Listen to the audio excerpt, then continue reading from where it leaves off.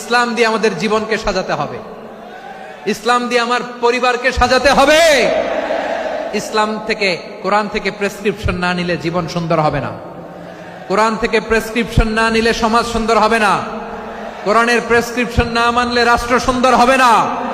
কোরআনের prescription apply না করলে শুধু দুর্নীতি দমন কমিশন দিয়ে দুর্নীতি বন্ধ করা যাবে না।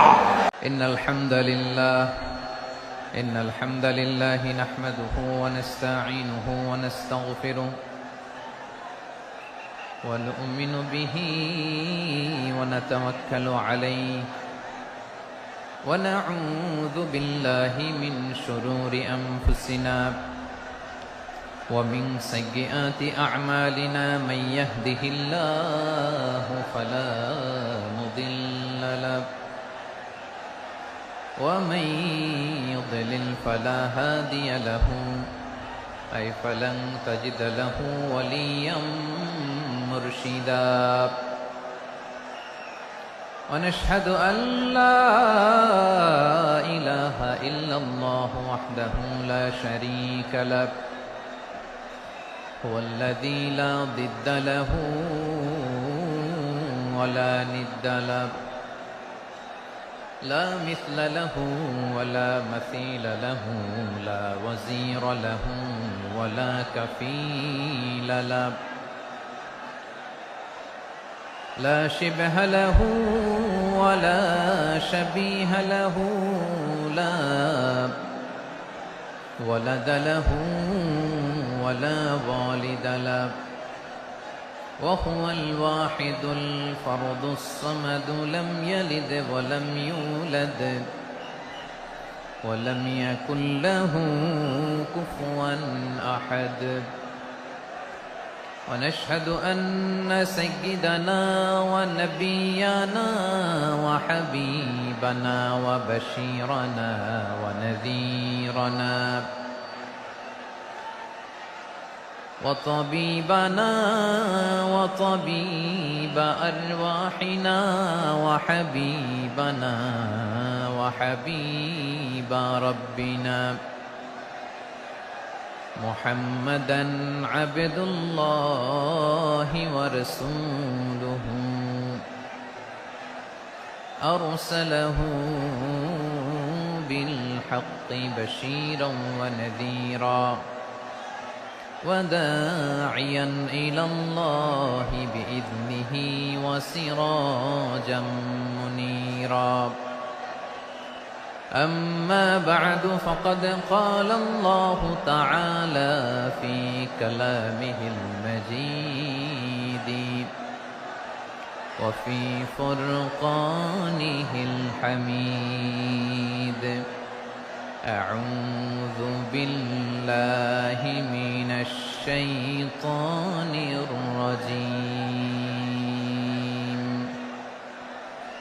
بسم الله الرحمن الرحيم ولقد كرمنا بني آدم وحملناهم في البر والبحر ورزقناهم من الطيبات وفضلناهم على كثير ممن خلقنا تفضيلا إن الله وملائكته يصلون على النبي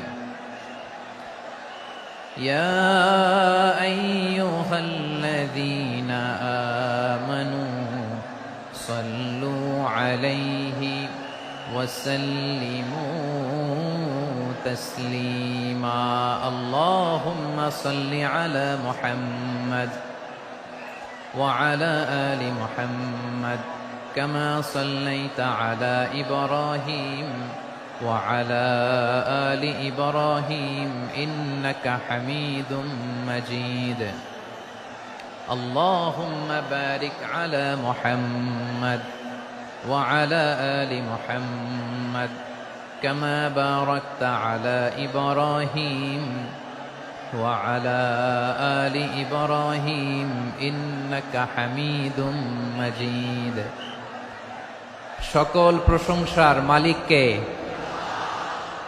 সকল ক্ষমতার উৎসকে।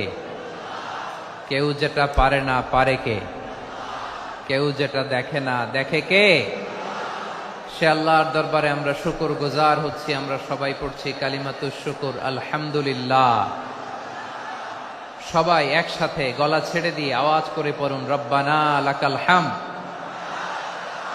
হামদান কাসীরান তাইয়িবান মুবারাকান ফীহি ইয়া রাব্বি লাকাল হামদু কামা ইয়ানবাগি লিজালালি ওয়াজহিকা ওয়া আযীমি সুলতানিকা লাকাল হামদু বিল ঈমান লাকাল হামদু বিল ইসলাম লাকাল হামদু বিল কুরআন। আল্লাহ রাব্বুল ইজ্জা ওয়াল জালালের দরবারে শুকরিয়া জ্ঞাপনের পাশাপাশি আমি আজকের এই প্রোগ্রামের অর্গানাইজিং কমিটিকে অন্তরের অন্তঃস্থল থেকে ধন্যবাদ জানাতে চাই যে আদ-দ্বীন ফাউন্ডেশন অথরিটি তারা 3 দিন ব্যাপী যশোরের ফুলের হাটে এরকম চমৎকার, গোছানো, ওয়েল অর্গানাইজড একটা তাফসীরুল কোরআনের প্রোগ্রামের আয়োজন করেছে। আমি আল্লাহর শুকরিয়া জ্ঞাপনের পাশাপাশি তাদেরকে আমার অন্তরের অন্তঃস্থল থেকে শুকরিয়া, ধন্যবাদ এবং মোবারকবাদ জানাতে চাই। আজকের প্রোগ্রামে উপস্থিত আছেন বৃহত্তর খুলনা বিভাগের ব্যবসায়ী ভাইয়েরা, কর্মজীবী ভাইয়েরা, ছাত্র ভাইয়েরা, পর্দার আড়ালে, মহিলা প্যান্ডেলে আমার মায়েরা, বোনেরা। উপস্থিত আছেন কওমি মাদ্রাসার মুহতামিম বৃন্দ, আলিয়া মাদ্রাসার প্রিন্সিপাল হুজুর, শিক্ষক বৃন্দ, ছাত্রবৃন্দ, ইমাম সাহেব, খতিব সাহেব, মুয়াজ্জিন সাহেব,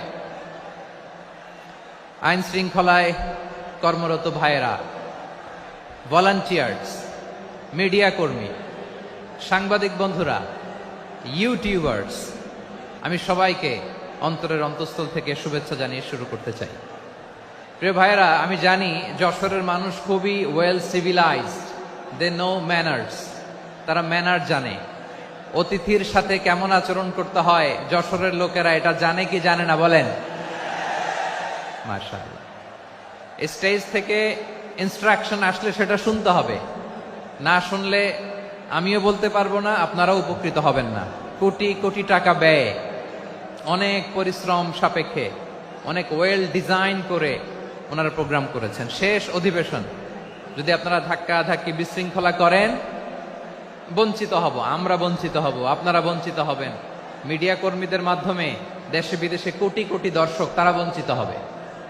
আর যদি একটা নীরব, নিস্তব্ধ, নিঝুম পরিবেশ আমাকে উপহার দেন, আমি জনগুরুত্বপূর্ণ, যেটা রাষ্ট্রের জন্য গুরুত্বপূর্ণ, যেটা সামাজিকভাবে আমাদের জন্য গুরুত্বপূর্ণ, আমার ব্যক্তি জীবনের জন্য গুরুত্বপূর্ণ, গোটা মানবতার জন্য গুরুত্বপূর্ণ, এরকম কিছু বার্তা আজকের এই ঐতিহাসিক যশোরের প্রোগ্রামে আমি রাখতে চাই ইনশাআল্লাহ। কিন্তু সেজন্য সহযোগিতা করতে হবে। যে ডান দিকের ছেলেরা মাশাআল্লাহ বলার সাথে সাথে ঠান্ডা, কিন্তু এখানে এখনো ঠান্ডা হচ্ছে না। তোমরা ভলান্টিয়ারদের কথা শোনো, জায়গা না পেলে পেছনে যাও, ধাক্কাধাক্কি করো কেন ভাইয়েরা?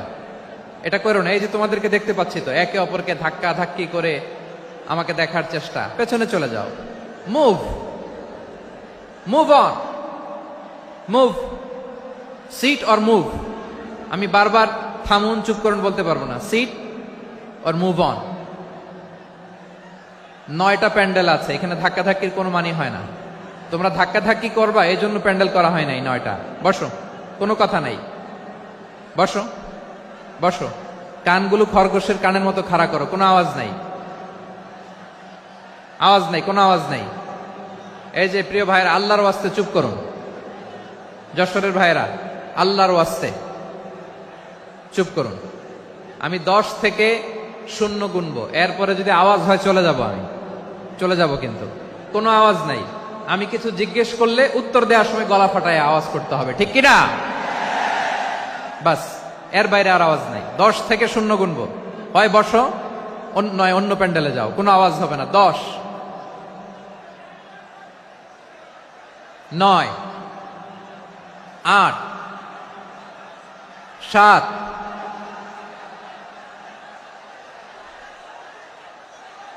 6 5 4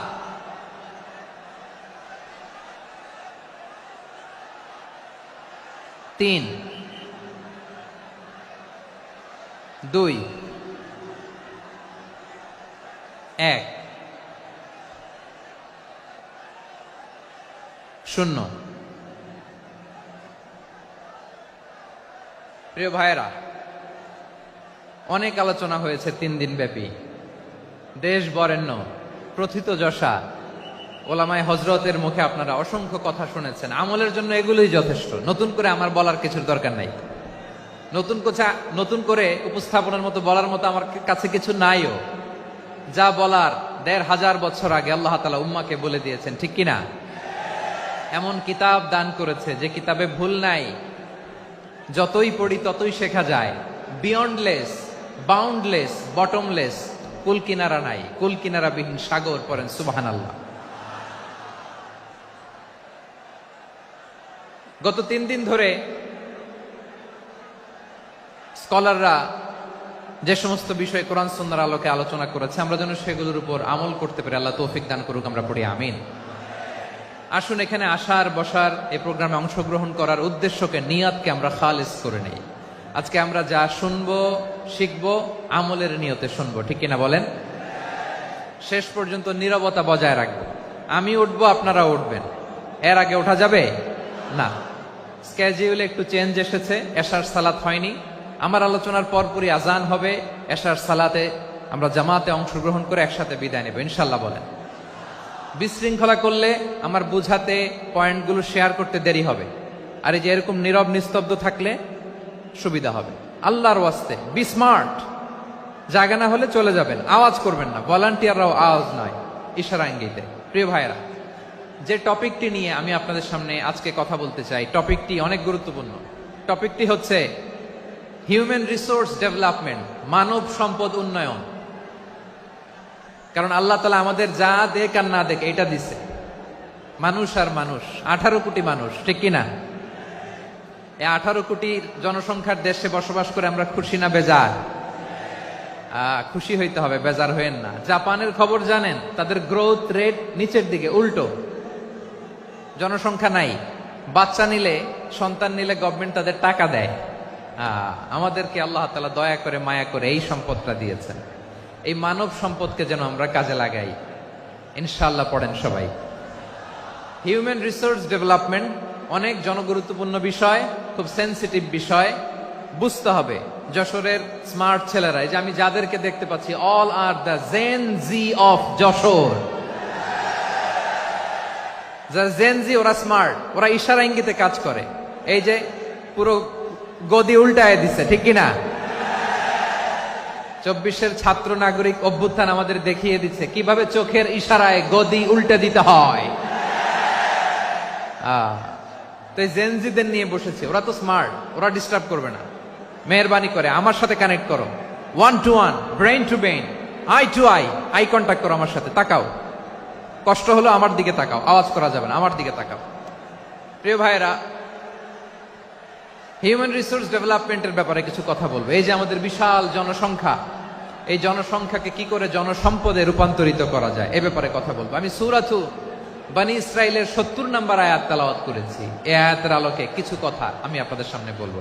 আল্লাহ তাআলা ইরশাদ করছেন, ওয়ালাকাদ কাররামনা বনী আদম ওয়া হামালনাহুম ফিল বাররি ওয়াল বাহরি ওয়া রাযাকনাহুম মিনাত তাইয়্যিবাত ওয়া ফাদ্দালনাহুম আলা কাসীরিম মিম্মান খালাকনা তাফদীলা। পড়েন আল্লাহু আকবার। রব্বুল আলামিন বলেন, ওয়ালাকাদ কাররামনা বনী আদম, আমি বনী আদমকে সম্মানিত করেছি, বনী আদমকে মর্যাদা দিয়েছি। ওয়া হামালনাহুম ফিল বাররি ওয়াল বাহর, বনী আদমকে জলে স্থলে, স্থলে এবং সমুদ্রে চলাচলের বাহন দিয়েছি। ওয়া রাযাকনাহুম মিনাত তাইয়্যিবাত, তাদেরকে পবিত্র রিজিকের বন্দোবস্ত করেছি। ওয়া ফাদ্দালনাহুম আলা কাসীরিম মিম্মান খালাকনা তাফদীলা, আর আমি আল্লাহ যাদেরকে সৃষ্টি করেছি তাদের মধ্য থেকে বনি আদমকে আমি শ্রেষ্ঠ বানিয়েছি। আমরা শ্রেষ্ঠ, আমরা আশরাফুল মাখলুকাত। আমরা কি এই যে এমনি চিল্লাচিল্লি করে জিজ্ঞেস করলে বলে না, আমরা আশরাফুল মাখলুকাত। আমরা কি শ্রেষ্ঠ, সবার চেয়ে সেরা। আমাদের মতো করে আল্লাহ কাউকে বানায় নাই। দুই পায়ে ভর করে শির দ্বারা এরকম স্ট্যান্ড রেখে মাথা উঁচু করে দাঁড়াতে পারে এরকম কোন প্রাণী পৃথিবীতে আছে? এজন্য আল্লাহ বলেন ওয়ালাকাদ কাররামনা বানি আদম, আমি বনি আদমকে সম্মানিত করেছি, তাদেরকে আমি মর্যাদা দিয়েছি। তাদেরকে আমি যত মর্যাদা দিয়েছি আমার কোন সৃষ্টিকে এত মর্যাদা দেই নাই। পড়েন সুবহানাল্লাহ। I have dignified the status of the sons of Adam. আদমের সব সন্তানের মর্যাদা আমি বাড়িয়েছি। আল্লাহ এখানে বলেননি ওয়ালাকাদ কাররামনাল মুমিনিন, আমি মুমিনের মর্যাদা বাড়িয়েছি, বলেছেন? আল্লাহ এখানে বলেন নাই ওয়ালাকাদ কাররামনাল মুসলিমিন, আমি মুসলিমের মর্যাদা বাড়িয়েছি। আল্লাহ বলেছেন ওয়ালাকাদ কাররামনা বানি আদম, আমি বনি আদমের সম্মান বাড়িয়েছি। হোক সে মুমিন কিংবা কাফের, মুসলিম কিংবা মুশরিক, আস্তিক কিংবা নাস্তিক, আরব কিংবা অনারব, যেই হোক না কেন আদম সন্তান সবগুলার মর্যাদা বাড়ায় দিয়েছে কে? সবার মর্যাদা আল্লাহ বাড়িয়েছে। মানুষ হিসেবে মর্যাদা। বিশ্বনবী সাল্লাল্লাহু আলাইহি ওয়াসাল্লাম ইহুদির লাশ দেখে দাঁড়িয়ে গেলেন। কার লাশ? আমার যশোরের ভাইয়েরা আওয়াজ করে বলুন, কার লাশ?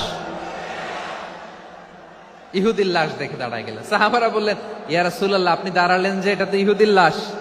বিশ্বনবী বললেন আওয়ালাইসাত নাফসান, এটা কি মানুষ নয়? এটা হোক ইহুদি হোক খ্রিস্টান, এটা তো মানুষ। আমি মানুষ দেখে দাঁড়িয়েছি। আই স্যালিউট দ্য হিউম্যানিটি, আমি মানবতাকে সম্মান করেছি। পড়েন সুবহানাল্লাহ। তাহলে এই জমিনে মানুষের মর্যাদা বেশি, হোক আস্তিক হোক নাস্তিক, হোক মুমিন কিংবা কাফের। আদমের সন্তান হলে, মানুষ হলেই তার মর্যাদা বাড়িয়েছে কে? আমার কলিজার টুকরা যশোরের ভাইয়েরা, মানুষের মর্যাদা আল্লাহ এত বাড়িয়েছেন, মানুষ জীবিত থাকলেও যেমনি মর্যাদাবান, মরে গেলেও মর্যাদাবান। সুবহানাল্লাহ পড়েন। মানুষ মরে গেলে এই ডেড বডিটা কি হয়? পচে যায়, গলে যায়, মাটির সাথে মিশে যায়। তাই বলে আপনি ডেড বডির সাথে যাচ্ছে তাই করতে পারবেন না। পারবেন? কেউ যদি অন্যায় করে তাকে যদি আপনি শাস্তির আওতায় আনেন, যা মনে চায় করতে পারবেন না। তারা আগুন দিয়ে পোড়াতে পারবেন না, নাক কাটতে পারবেন না, কান কাটতে পারবেন না, অঙ্গ বিকৃতি করতে পারবেন না। কারণ মানব জাতির মর্যাদা স্বয়ং দিয়েছে কে? ডেড বডি পচে যাবে, গলে যাবে। তারপর ইসলাম বলে না, খবরদার, এই মরা লাশটারও একটা মর্যাদা আছে না নাই? ইসলাম বলে এই লাশটা গলে যাবে, পচে যাবে, কিন্তু এটার অমর্যাদা করো না। কর্পূর দিয়ে, খেজুর পাতা দিয়ে এটাকে ওয়ার্ম ওয়াটার দিয়ে, গরম পানি দিয়ে ধৌত করো। সাদা শুভ্র ধবধবে কাপড় দিয়ে লাশটাকে তুমি কাভার করো। তারপরে খাটিয়ার মধ্যে লাশটাকে রেখে বিশাল একটা প্রোগ্রাম করো, একটা ফিউনারাল প্রোগ্রাম করো। ওই প্রোগ্রামের ডানে বায়ে পেছনে লাশটারে রাখলে হবে না, প্রোগ্রামের একেবারে সামনটাতে তুমি লাশটাকে রাখো। সুবহানাল্লাহ। একটা ফিউনারাল প্রোগ্রাম করতে হবে, তাকে শেষ বিদায় জানাতে হবে, যেটাকে আমরা জানাজা বলি। কি বলি? জানাজা মানে মাইয়েতের জন্য দোয়া, তার জন্য দোয়া করা হয়। তাকে একটা সিস্টেমেটিক অর্ডারে কবরে রাখা হয়, সুন্দরভাবে সেটাকে কবরস্থ করা হয়, মাটি দেয়া হয়, পানি দেয়া হয়। তার মানে মরে গেলেও মানুষের সম্মান বাড়ায় দিয়েছে কে? এজন্য আল্লাহ বললেন ওয়ালাকাদ কাররামনা বানি আদম, বনি আদমের সম্মান মর্যাদা আমি আল্লাহ বাড়িয়ে দিয়েছি। মানুষের সম্মানে তুমি কখনো আঘাত করো না, ঠিক কিনা? তাহলে ভাই, প্রথম মেসেজ হচ্ছে, the first and foremost message tonight to the people of Jashore. Allah বলেন I have dignified the status of son of Adam, আমি বনি আদম সবার মর্যাদা বাড়িয়ে দিয়েছি। হোক আস্তিক নাস্তিক, হোক কাফের কিংবা মুশরিক, তার মর্যাদা বাড়াই দিছে কে? যখন বন্যা হয় আমরা ত্রাণ নিয়ে যাই, আমরা শুধু মুসলমানদেরকে ত্রাণ দেই নাকি? হ্যাঁ, আমরা মুসলমানকেও দেই, অমুসলমানকেও দেই, হিন্দুকেও দেই, বৌদ্ধকেও দেই। যেখানেই মানবতা বিপন্ন সেখানে ইসলামের হেল্পিং হ্যান্ড আছে না নাই? সুবহানাল্লাহ। কি দিন আমরা পেয়েছি, কি বিধান আমরা পেয়েছি। ওয়ালাকাদ কাররামনা বানি আদম। আমি বনি আদমকে সম্মানিত করেছি। এরপর আল্লাহ বললেন ওয়া হামালনাহুম ফিল বাররি ওয়াল বাহর, মানুষকে স্থলে এবং সমুদ্রে চলাচলের বাহন আমি দিয়েছি। স্থলে কিভাবে চলবে, জলে কিভাবে চলবে, এই বাহনের ব্যবস্থা করেছে কে? এই জেনজি, এই স্যামড়া, ইরাম করতেছো কিসের জন্য? হ্যাঁ, ইরাম করলে চলবি? হ্যাঁ, বস বস বস বস। আওয়াজ করতেছো কেন? দিবা না, কথা বলতে দিবা না আমাকে? তো এইটা বুঝি তোমাদের ভালোবাসার নমুনা? তোমাদের ভালোবাসার কারণে যদি আমি কোথাও দাঁড়াতেই না পারি, কোথাও বসতে না পারি, কোথাও দুটা কথা বলতে না পারি, এই ভালোবাসা দিয়ে কি হবে আমার? বরং ঘামতে ঘামতে ঘর্মাক্ত হব, রক্তাক্ত হব। কিন্তু সেন্ট্রাল থেকে, সেন্ট্রালি যে ইনস্ট্রাকশন আসবে, সেই ইনস্ট্রাকশনের এক চুল আমরা ডানে বায়ে যাব না। এইটা গণজাগরণের জন্য এইটা দরকার, ইসলামী বিপ্লবের জন্য এইটা দরকার। তো আধা ঘন্টা ধরে যদি তোমাদেরকে থামানোই না যায়, এই লস্কর দিয়ে আমি কি করব? আল্লাহর ওয়াস্তে নো নো নো স্লোগান, চুপচাপ একেবারে আমার দিকে তাকাও। আল্লাহ বললেন ওয়া হামালনাহুম ফিল বাররি ওয়াল বাহর, জলে স্থলে আমি চলাচলের যানবাহনের ব্যবস্থা করেছি। আমরা স্থলে ঘোড়ার উপরে চড়ি, উটের উপরে চড়ি, গাড়ির উপরে চড়ি। এই যে গাড়ির ইঞ্জিন বানাইছি আমরা, এটার মেধা দিয়েছে কে? আবার সাগরের মধ্যে আমরা নৌযান, জলযান, বড় বড় জাহাজ দিয়ে এক মহাদেশ থেকে আরেক মহাদেশ যাই, এক দেশ থেকে মালামাল গুলো আরেক দেশে পাঠাই। সাগরের ভেতরে নৌকাগুলোরে ধরে রাখলো কে? ওয়াল ফুলকিল্লাতী তাজরি ফিল বাহরি বিমা ইয়ানফাউন নাস, মানুষের উপকার আছে এরকম সরঞ্জামাদি নিয়ে সাগরের উপরে বিশাল বিশাল জলযানগুলো চলে। এগুলো ডুবে যায় না, কাত হয়ে যায় না, পড়ে যায় না। এগুলোকে স্থিতিস্থাপকতাকে ঠিক করে রাখলো কে? আপনারা জাহাজ দেখেছেন? জাহাজ, হ্যাঁ, বাড়ি চট্টগ্রাম হইলে দেখতে পারতেন। দেখছেন? বিশাল বিশাল জাহাজ, বিশাল জাহাজ মালামাল নিয়ে এক মহাদেশ থেকে আরেক মহাদেশে যায়। গত মাসে আমার জাপান সফর ছিল। এই যে বাংলাদেশে যে গাড়িগুলো চালান, বেশিরভাগ গাড়ি আসে কিন্তু জাপান থেকে। হাজার হাজার গাড়ি একটা জাহাজ বহন করতে পারে, হাজার হাজার গাড়ি। এটাতে সাগরের মধ্যে ভাসাইলো কে? সবাই বলুন, ভাসালো কে? হাজার হাজার গাড়ি নিয়ে জাপানিজ গাড়িগুলো আমাদের চট্টগ্রামের এয়ারপোর্টের বন্দরে ভিড়ে। যুক্তরাষ্ট্রে আমি দেখেছি বিশাল বিশাল জাহাজ। আপনারা টাইটানিক জাহাজের নাম শুনেছেন? টাইটানিকেরও 8 গুণ 10 গুণ বড়। সুবহানাল্লাহ কইবেন না? টাইটানিক জাহাজের 8 গুণ 10 গুণ বড় একটা জাহাজ আছে, আইকন অফ দ্য সি, আমি দেখে এসেছি। রয়্যাল ক্যারিবিয়ান দেখে এসেছি। সাগরের সামনে জেটিতে যখন দাঁড়ালাম, জাহাজটা যখন যায়, আমার মনে হচ্ছে একটা শহর, গোটা শহর, the entire city is floating on the water. পুরো একটা শহর মনে হয় পানির উপর দিয়ে ভেসে যাচ্ছে। পড়েন সুবহানাল্লাহ। এই যে আইকন অফ দ্য সি, এই ক্রুজ, এই জাহাজটা, এটার ভেতরে স্টেডিয়াম আছে। কিসের ভিতরে স্টেডিয়াম? কথা বুঝে নাই বোধহয়। স্টেডিয়াম কিসের ভিতর? সুইমিং পুল আছে, শপিং মল আছে, রেস্টুরেন্ট আছে, ক্লাব আছে, 3000 4000 রুম বিশিষ্ট, কক্ষ বিশিষ্ট হোটেল আছে। এই সবগুলোর নিয়ে এগুলো চলে সাগরের এই দোলার মধ্যে, জলোচ্ছ্বাসের মধ্যে। এই সাগরের ভেতরে এই জাহাজগুলোর ভাষায় রাখছে কে? সূরা আর রহমানে আল্লাহ তাআলা বললেন ওয়ালাহুল জাওয়ারিল মুনশাআতু ফিল বাহরি কাল আ'লাম ফাবিআইয়ি আলা, সবাই পড়েন, ফাবিআইয়ি আলাই রাব্বিকুমা তুকাযযিবান। পাহাড় সম বড় বড় জাহাজগুলো মাল বোঝাই করে সাগরের মধ্যে ভেসে বেড়ায়। এগুলো দিয়ে মালামাল বহন করা যায়, মানুষরা এক দেশ থেকে আরেক দেশে যায়। এই জাহাজগুলোর সাগরের ভেতরে ভাসায় রাখলো কে? এই আয়াতের ভেতরে আল্লাহ তাআলা সূরাত বনী ইসরাঈলের এই চমৎকার আয়াতের ভেতরে আল্লাহ তাআলা বেসিক্যালি মানব জাতির প্রতি তার 4টি স্পেশাল অনুগ্রহের কথা বলেছেন। কয়টি? দুইটা বলে ফেলছি। এক নাম্বার ওয়ালাকাদ কাররামনা বানি আদম, আমি বনি আদমের সম্মান বাড়াইছি। নাকি মুসলমানদের, নাকি মুসল্লিদের? কার সম্মান বাড়িয়েছি? বনি আদমের। তাহলে human dignity, the first part of the verse talks about the human dignity. দুই নাম্বার অংশে আল্লাহ তাআলা বললেন ওয়া হামালনাহুম ফিল বাররি ওয়াল বাহর, স্থলে এবং সমুদ্রে আমি তাদের জন্য চলাচলের বাহন দিয়েছি। সুবহানাল্লাহ। তার মানে smooth movement on land and sea, জলে এবং স্থলে যাতে আমরা স্মুথলি মুভ করতে পারি আল্লাহ তাআলা দিয়েছেন। তিন নম্বরে আল্লাহ তাআলা বললেন ওয়া রাযাকনাহুম মিনাত তাইয়্যিবাত, মানুষের জন্য আমি পবিত্র রিজিকের ব্যবস্থা করেছি। জলে এবং স্থলে যত প্রাণী আছে সবগুলা প্রাণীকে রিজিক দেয় কে? আমাদেরকে রিজিক দেয় কে? সাগরের মাছগুলোকে, বড় বড় তিমি মাছগুলোরে রিজিক দেয় কে? বাতাসের মধ্যে ভেসে বেড়ানো বড় বড় পাখিগুলো, স্ক্যান্ডিনেভিয়ান কান্ট্রি থেকে লক্ষ লক্ষ কোটি কোটি পাখিগুলো যে এক দেশ থেকে আরেক দেশে ট্রান্সফার হয়, এগুলোর রিজিক দেয় কে? রব্বুল আলামিন বলেন ওয়ামা মিন দাব্বাতিন ফিল আরদি ইল্লা আলাল্লাহি রিজকুহা ওয়া ইয়ালামু মুস্তাকাররাহা ওয়া মুস্তাওদাআহা কুল্লুম ফি কিতাবিম মুবিন। আল্লাহু আকবার। রব্বুল আলামিন বলেন ভূপৃষ্ঠে বিচরণশীল যত প্রাণী আছে সব প্রাণীগুলোকে আমি আল্লাহ আমার নিজের কুদরতে রিজিকের বন্দোবস্ত করি।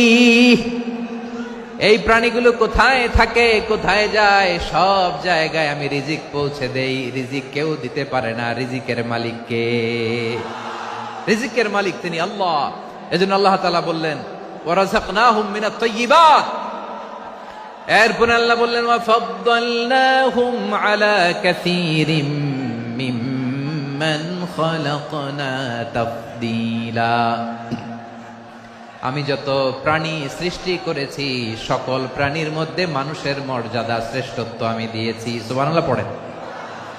তাহলে এক নম্বরে আল্লাহ বললেন আমি বনি আদমের মর্যাদা বাড়ালাম। এরপরে বললেন স্থলে এবং সমুদ্রে চলাচলের জন্য যানবাহন দিলাম। তিন নম্বরে আল্লাহ বললেন পবিত্র রিজিকের ব্যবস্থা করে দিলাম। এরপরে আল্লাহ বললেন যত প্রাণী আছে, সৃষ্টি আছে, সবগুলার উপরে আমি মানুষকে শ্রেষ্ঠত্ব দিলাম। সুবহানাল্লাহ। তাহলে সবচেয়ে বেশি শ্রেষ্ঠত্ব মানুষের। কার? মানুষের। শুধু তাই নয় প্রিয় ভাইরা, আকাশ এবং জমিনে যা কিছু আছে সবকিছু মানুষের জন্য, মানুষের কল্যাণে, মানুষের প্রয়োজনে, মানুষের বশীভূত করে সৃষ্টি করেছেন কে? রব্বুল আলামিন বলেন হুয়াল্লাযী খালাকা লাকুম মা ফিল আরদি জামিআ। এই জমিনের মধ্যে যা কিছু আমি আল্লাহ সৃষ্টি করেছি সব কিছু আমি মানুষের জন্য সৃষ্টি করেছি। পড়েন সুবহানাল্লাহ। হুয়াল্লাযী খালাকা লাকুম মা ফিল আরদি জামিআ, যা আছে সব আমাদের জন্য, সব আমাদেরকে সার্ভিস দেওয়ার জন্য, আমাদের উপকারের জন্য, আমাদের কল্যাণের জন্য। আওয়াজ করে সবাই পড়ুন আল্লাহু আকবার। অন্য আয়াতে আল্লাহ বললেন ওয়াসাখখারা লাকুম মা ফিস সামাওয়াতি ওয়া মা ফিল আরদি জামিআম মিন ইন্না ফি যালিকা লাআয়াতিন লিকাউমিন ইয়াতাফাক্কারুন। প্রথমে আয়াতে আল্লাহ বললেন জমিনে যা আছে সব তোমাদের কল্যাণে আমি সৃষ্টি করলাম। এরপরে আল্লাহ বললেন আকাশেও যা আছে সব তোমাদের জন্য সৃষ্টি করলাম, তোমাদের অনুগত বানায় দিলাম। পড়েন সুবহানাল্লাহ। মানুষের কি ব্রেইন দেখেন, মানুষ জমিন ছেড়ে আকাশে চলে যায়। পাখি দেখে মানুষের শখ হলো পাখি যেহেতু উঠতে পারে আমরাও পারবো। অরবিল রাইট, উইলবার রাইট, দুই ভাই মিলে আঁকাঝোঁকা করতে করতে করতে করতে প্লেন বানায় ফেললো। কোন সুবহানাল্লাহ। এখন পাখিও ওরে, আমরাও ওরি। এরপরেই মানুষের কৌতূহল থামে না এখানে। মানুষ চলে গিয়েছে চাঁদে। কোথায় গেছে? এখন কিন্তু চাঁদে জমি বিক্রি হয় জানেন। পৃথিবী নিয়ে মারামারি শেষ। রাশিয়া আমেরিকা এখন ধরছে চাঁদ আর মঙ্গল গ্রহ। এখন চাঁদে জমি বিক্রি হয়, মঙ্গলে জমি বিক্রি হয়। এই চাঁদ মঙ্গল, বৃহস্পতি, শনি সব আল্লাহ তাআলা আমাদের জন্য বানিয়েছেন। সুবহানাল্লাহ পড়েন। মানুষ সাগরের উপরে চড়ে, শূন্যে ভেসে বেড়ায়, পাহাড় কেটে সুড়ঙ্গ বানায়, টানেল বানায়। মানুষ ব্রডব্যান্ডের লাইন নিয়ে যায় সাগরের ভেতর দিয়ে, এক দেশ থেকে আরেক দেশে, এক মহাদেশ থেকে আরেক মহাদেশে। সুবহানাল্লাহ পড়েন। তার মানে গোটা বিশ্বের সবকিছুর উপরে control, superiority over all creatures, সবকিছুর উপর কন্ট্রোল, মনিটরিং, নিয়ন্ত্রণ, এটা প্রতিষ্ঠা করে দিয়েছে কে? এজন্যই মানুষের শ্রেষ্ঠত্ব। ওয়ালাকাদ কাররামনা বানি আদম, আমি বনি আদমের সম্মান বাড়িয়েছি, মর্যাদা আমি বাড়িয়ে দিয়েছি এই কারণে, কারণ মানুষ সবকিছুর উপর নিয়ন্ত্রণ নিতে পারে। মানুষকে নিয়ে এই কোরআনের সব আলোচনা, মানুষকে নিয়ে এই কোরআনের সব। তাই কোরআনের কেন্দ্রীয় আলোচ্য বিষয় হচ্ছে মানুষ। কোরআনের কেন্দ্রীয় আলোচ্য বিষয় কি? যশোরের ভাইয়েরা বুঝে থাকলে সবাই বলবেন, কোরআনের কেন্দ্রীয় আলোচ্য বিষয় কি? এই যে আমি মূল আলোচনায় যাচ্ছি এখন।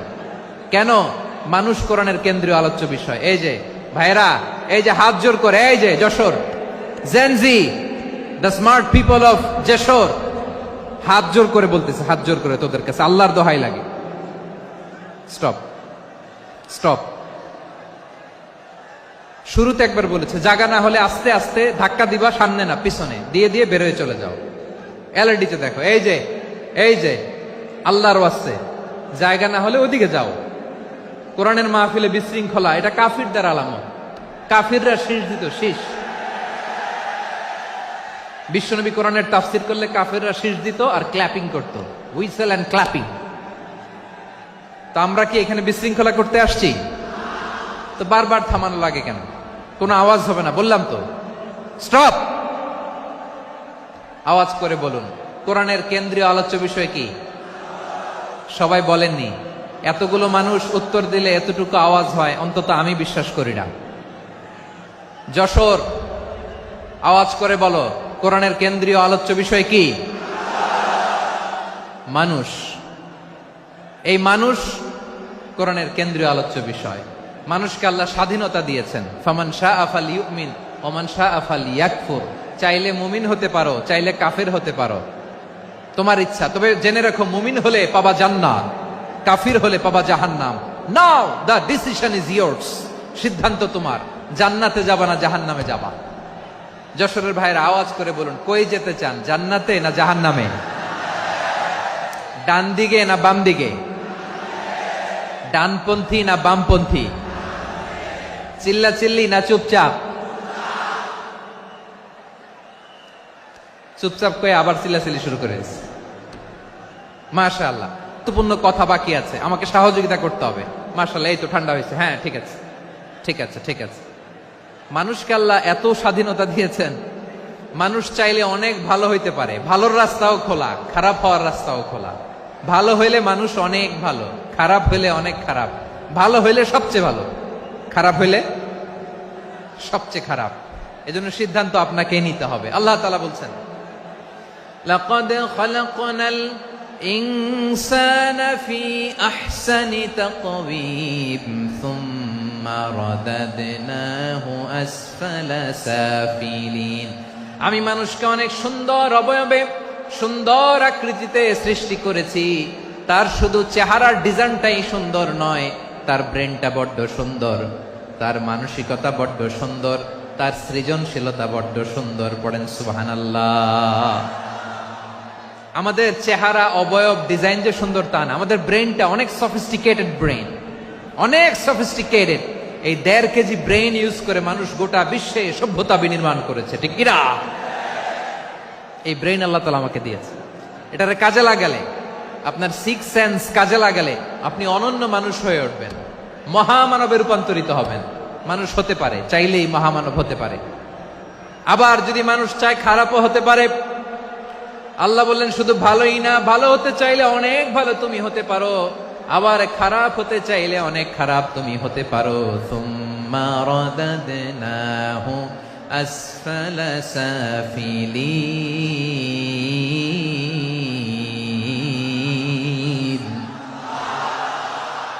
খারাপ হলে একেবারে খারাপ হতে পারো, নিকৃষ্ট হলে একেবারে নিকৃষ্ট হতে পারো, ভালো হলেও ভালো হতে পারো। সুবহানাল্লাহ। এবার আওয়াজ করে বলুন, ভালো হতে চাই না খারাপ? শ্রেষ্ঠ না নিকৃষ্ট? মানুষ ভালো হলে মানুষ ফেরেশতার চেয়েও ভালো, মানুষ খারাপ হলে সে পশুর চেয়েও খারাপ। কথা ঠিক কিনা বলেন? ভালো হলে ফেরেশতার চেয়েও ভালো, খারাপ হলে পশুর চেয়েও নিকৃষ্ট। তার মানে শ্রেষ্ঠত্বে মানুষ, শ্রেষ্ঠত্বে ফেরেশতাকে হার মানায়, আর অধপতনে শ্রেষ্ঠত্বে ফেরেশতাকে ছাড়িয়ে যায়, আর অধপতনে পশুকেও হার মানায়। আই রিপিট, আমি আবারও বলছি, মানুষ শ্রেষ্ঠত্বে ফেরেশতাকে ছাড়িয়ে যায়, আর অধপতনে সে পশুকেও হার মানায়। আওয়াজ করে বলতে হবে ঠিক কিনা? এটার প্রমাণ কি? মানুষ শ্রেষ্ঠ হইলে যে ফেরেশতার চেয়েও সেরা, তার প্রমাণ কি?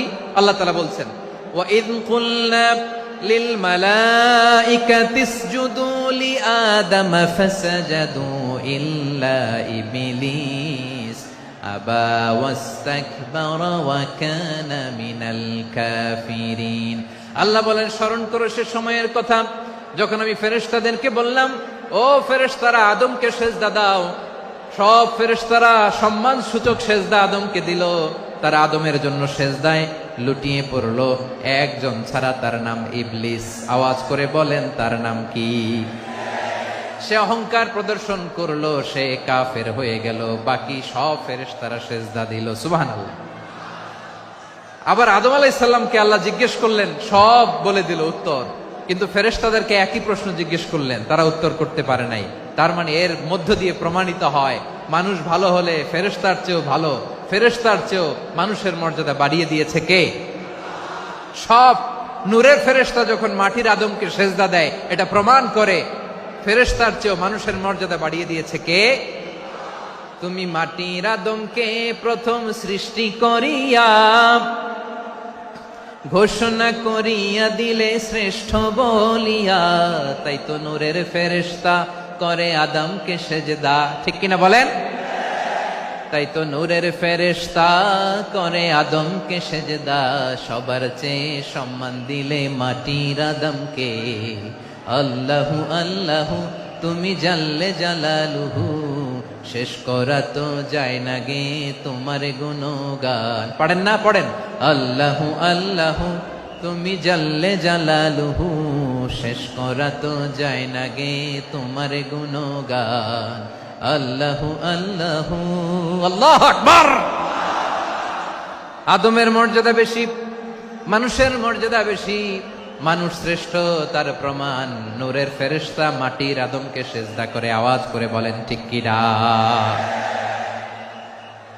তাহলে মানুষ ভালো হলে ফেরেশতার চেয়ে ভালো, আবার মানুষ যদি খারাপ হয় সে পশুর চেয়েও খারাপ, অধপতনে পশুত্বকে হার মানায়। তার প্রমাণ, তার প্রমাণ কি? তার প্রমাণ হচ্ছে, যশোরের ভাইরা দেখবেন পত্রিকায় নিউজ পেপারে মাঝে মাঝে এরকম দেখা যায়, এক মানুষ আরেক মানুষকে হত্যা করে 20 টুকরা করে বস্তার ভিতরে ভরেছে। আপনারা এই নিউজ পড়েন নাই না? দেখেন নাই? দেখছেন? মানুষ মানুষকে হত্যা করে কয় টুকরা? জোরে বলেন। এখানেই ক্ষান্ত হয় না, আবার কোথায় ভরছে? বস্তার ভেতরে। আচ্ছা, বুঝে থাকলে আওয়াজ করে বলেন, কোনদিন শুনছেন একটা হাতি আর একটা হাতিকে হত্যা করে 20 টুকরা করছে, এরপরে বস্তার ভিতরে ভরছে? হইছে? তাহলে দেখেন, মানুষ যদি খারাপ হয় সে পশুকেও হার মানায়। চিল্লায় বলো ঠিক কিনা? এমনও দুশ্চরিত্র মানুষ আছে যার যার নজর থেকে 6 মাসের ছোট্ট মেয়ে থেকে শুরু করে 80 বছরের বৃদ্ধারাও নিরাপদ নয়। পশুকেও হার মানে। মানুষ মানুষের ঘর জ্বালিয়ে পুড়ে মেসাকার করে দেয়, জনপদের পর জনপদ জ্বালায় দেয়, এরকম আছে না নাই? বোমা মেরে শহরগুলো উড়িয়ে দেয়। এই যে ইসরায়েল গাজার মধ্যে যে অ্যাটাক করেছে, এরা মসজিদ মানে নাই, মসজিদে বম ফেলেছে। এরা খ্রিস্টানদের চার্চ গির্জা মানে নাই, গির্জায় বম ফেলেছে। পৃথিবীর ইতিহাসে never happened in the history of the world that someone bombed on a hospital, on an ICU center. এমন হাসপাতাল যেখানে আইসিইউর রোগীরা আছে, ওই হাসপাতালের উপরও ইসরায়েলি সৈনিকেরা বোমা মেরেছে। জোরে বলেন ঠিক কিনা? এরা মানুষ। আওয়াজ করে বলেন এরা মানুষ না। প্রিয় ভাইয়েরা, চোখ কান নাক মুখ থাকলেই মানুষ না। যা সামনে দেখেন এগুলো সব মানুষ না, এগুলো জনসংখ্যা। এগুলো কি? সবাই বলুন, এগুলো কি? বাড়ছে জনসংখ্যা, কমছে মানুষ। বাড়ছে জনসংখ্যা, কমছে। এই দুনিয়া এখন তো আর সেই দুনিয়া নাই, মানুষ নামের মানুষ আছে দুনিয়া বোঝাই, সেই মানুষের ভিড়ে আমার আসল মানুষ নাই। ঠিক কিনা? আসল মানুষের বড্ড অভাব, আসল মানুষের বড্ড অভাব। আমার ভাইয়েরা, মানুষ খারাপ হলে পশুকেও হার মানায়। আচ্ছা, আওয়াজ করে বলেন, এই যশোরের ছেলেরা এদিক তাকাও, আওয়াজ করে বলো, যে ইসরায়েলি সোলজাররা উপর থেকে বোমা মারল, তারাও মানুষ? তারাও কি? ওরাও রক্তে মাংসে মানুষ, ওদেরও পরিবার আছে। বোমা মেরে যেই মেয়েটাকে তারা অনাথ বানায়, ইয়াতিম বানায়, ও কিন্তু বাসায় ওর মেয়েটাকে রেখে আসছে। ঠিক কিনা বলেন?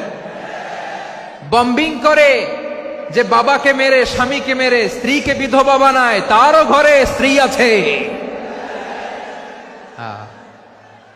উপর থেকে বম মেরে মানুষ মেরে দিচ্ছে, তারাও মানুষ। 1945 সালের 6ই আগস্ট আমেরিকান সোলজাররা হিরোশিমায় বম মেরেছে। আমি নিজে দেখে এসেছি জাপানের হিরোশিমাতে। সকাল 8:15 মানুষ কেউ অফিসে যাচ্ছিল, কেউ খেতে খামারে কাজ করতে যাচ্ছিল। লিটল বয় নামে একটা বোম মেরেছে তারা। এই বোমের আঘাতে, পারমাণবিক এই বোমার রেডিয়েশনে আঘাতে বোম ব্লাস্ট হওয়ার পরে মুহূর্তের মধ্যে 1,40,000 নাই। উপর থেকে যারা মারতেছে এরাও মানুষ, যাদেরকে মারলো তারাও। তার মানে মানুষে মানুষে পার্থক্য আছে না? নেই? মানুষে মানুষে পার্থক্য আছে। নাক কান চোখ মুখ থাকলেই মানুষ নয়। বাড়ছে জনসংখ্যা, কমছে মানুষ। চিল্লায় বলো ঠিক কিনা? তাহলে আমরা বুঝলাম, মানুষ ভালো হলে অনেক ভালো, খারাপ হলে অনেক খারাপ। ও আমার কলিজার টুকরা যশোরের ভাইয়েরা, আসুন না 3 দিন ব্যাপী এই তাফসিরুল কোরআনের ঐতিহাসিক প্রোগ্রাম থেকে আমরা সিদ্ধান্ত নেই, আমরা ভালো মানুষ হব নাকি খারাপ মানুষ হব। কলিজা থেকে, প্রাণ থেকে আওয়াজ করে সবাই বলুন, ভালো মানুষ নাকি খারাপ মানুষ?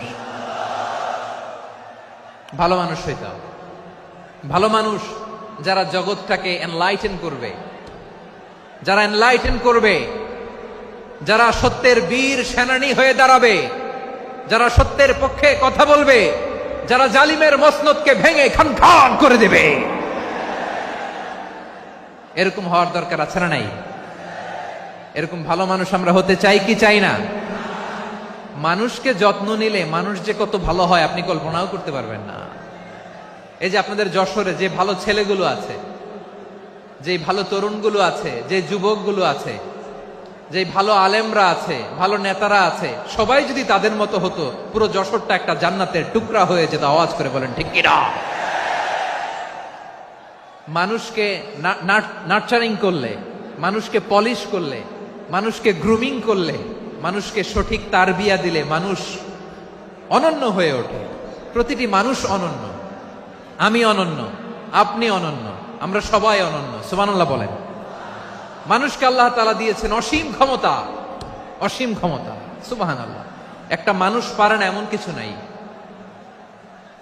একটা মানুষ পারে না এমন কিছু নাই। বিশ্বাস করতে হবে, মানুষ যা কল্পনা করতে পারে ওইটা মানুষ করে দেখাতে পারে। যশোরের ভাইয়ের, আই রিপিট, আমি আবারও বলছি, এই চিল্লাচিল্লি করলে আমার এই গুরুত্বপূর্ণ কথা তোমরা মিস করবা, মিস করবা। কপাল পড়া হয়েও না, আওয়াজ করে কপাল পড়া হবে না। আমার দিকে তাকাও। মানুষ, মানুষ যা কল্পনা করতে পারে সেটা মানুষ করে দেখাতে পারে। তুমি তোমার কল্পনার রাজ্যকে সাজাও, তোমাকে হারাতে পারে এমন কোন শক্তি আল্লাহর জমিনে নাই। তোমার কি শক্তি, কি সম্ভাবনা তুমি জানোই না মিয়া। তুমি এদিকে তাকাও কেন? তোমার রাস্তা তো ওই দূরে। তুমি কোথায় যাবে, আল্লাহ তোমার টেনে কোথায় নিয়ে যাবে তুমি কিছুই জানো না। Plan big, dream big. কল্পনার শক্তিকে বড় করো। মানুষ যা কল্পনা করতে পারে মানুষ তা করে দেখাতে পারে। মানুষের কাছে অসাধ্য কিছু নাই মৃত্যু ছাড়া, এক্সেপ্ট ডেথ। মৃত্যু ছাড়া মানুষ সবকিছুকে জয় করতে পারে। মৃত্যু ছাড়া যে কোনো অসাধ্যকে সাধন করার ক্ষমতা মানুষকে দিয়ে দিয়েছে কে? হারার জন্য তোমার জন্মই হয় নাই, তোমার জন্ম হয়েছে জিতার জন্য, বিজয়ের জন্য তোমার জন্ম। মানুষের শুরুটাই হয় বিজয় দিয়ে। যশোর, আওয়াজ করে বলো, মানুষের শুরু হয় কি দিয়ে? আমরা যখন আমার পিতার পৃষ্ঠদেশে ছিলাম, পিতার পৃষ্ঠদেশ থেকে শুক্রাণু যখন মায়ের গর্ভদেশে যেয়ে পড়ে, কতটা শুক্রাণু ভ্রমণ শুরু করে জানো? 20 কোটি শুক্রাণু। একবার সিমেন আউট হলে সেখানে 20 কোটি শুক্রাণু থাকে, ভ্রমণ শুরু করে। ওই 20 কোটি শুক্রাণুর মধ্যে থেকে তুমি আমি আজকে এক বিকশিত শুক্রাণু মানব রূপে পৃথিবীতে এসেছি। সুবহানাল্লাহ। ওই 20 কোটি শুক্রাণুর প্রতিযোগিতায় সবাইরে পেছনে ফেলে সেদিন আমি সফল হয়েছিলাম, সেদিন আমি বিজয়ী হয়েছিলাম। সেদিন আমি এত ছোট ছিলাম, মাইক্রোস্কোপ দিয়েও আমার অস্তিত্ব টের পাওয়া যায় না। আমি এত তুচ্ছ ছিলাম, নগণ্য ছিলাম, আমার কান ছিল না, আমার চোখ ছিল না, আমার হাত ছিল না, আমার জন্য রিকমেন্ডেশন করার মতো মামু ছিল না, খালা ছিল না, কেউ ছিল না। তারপরেও ওই প্রতিযোগিতায়, ওই কম্পিটিশনে যখন আমারে কেউ হারাতে পারে নাই, আল্লাহর জমিনেও আমারে কেউ হারাতে পারে না। হারার জন্য তোমার জন্মই হয় নাই, তুমি আসছোই জিতার জন্য। সুবহানাল্লাহ। বিশ্বনবী বলেন, আন-নাসু মাআদিন কামাআদিনি যাহাবি ওয়াল ফিদ্দা খিয়ারুহুম ফিল জাহিলিয়াতি খিয়ারুহুম ফিল ইসলাম। Peoples are like mines of gold and silver. সোনার খনি, রূপার খনি, এর চেয়েও বড় খনি হচ্ছে এই মানব সম্পদের খনি। আওয়াজ করে বলেন আল্লাহু আকবার। আল্লাহ তাআলা এই সম্পদ আমাদেরকে দিয়েছে। বিশ্বনবী বলেন, মানুষ হচ্ছে খনির মতো। খিয়ারুহুম ফিল জাহিলিয়াতি খিয়ারুহুম ফিল ইসলাম। জাহিলি যুগে যারা সেরা, ইসলামেও তারা সেরা। ইদা ফাকুহু, যদি তারা বুঝবান হয় তাহলে তাদেরকে সেরা বানায় দিবে কে? তাহলে মানুষের চেয়ে সেরা কেউ হতে পারে? মানুষের চেয়ে অনন্য কেউ হতে পারে? মানুষকে কেউ হারাতে পারে? আওয়াজ করে বলো, তোমাকে কেউ হারাতে পারবে? এই সাহস জাগছে আজকের আলোচনা থেকে। আমি তুমি অনন্য, আমাকে তোমাকে হারায় দেওয়া এত সহজ না, ঠিক কিনা? একটা কথা জীবনের সাথে সেট করে নিতে হবে, আমি জিতি নয় শিখি, আমি কখনো হারি না। জীবনের সাথে সেট করে নাও, জেনজি অফ যশোর, আমি কখনো হারি না, আমি হয় জিতি নয় শিখি। চিল্লায় বলো ঠিক কিনা? আমি কখনো হারি না, আমার হারানো এত সোজা না। কি সাহস জাগছে? বুকে সাহস জাগছে? তাকবীর পড়ো, লিল্লাহে তাকবীর। তাহলে বিশ্বনবী বললেন, নাসু মাআদিন, মানুষ হচ্ছে খনি। এই ধাক্কা ধাক্কি, আমি জানি এগুলো ভালোবাসার ধাক্কা ধাক্কি, এজন্য আমি সহ্য করে নেই। এগুলো যে ভালোবাসার ধাক্কা ধাক্কি, এটা আমরা বুঝি। পৃথিবীর কোন আইন, সিকিউরিটি প্রটোকল দিয়ে এটারে মানানো যাবে না, কারণ এটা তো ভালোবাসা, লাভ। লাভ কোন আইন কানুন দিয়ে বাধা যায় না, মানানো যায় না, ঠিক কিনা বলো?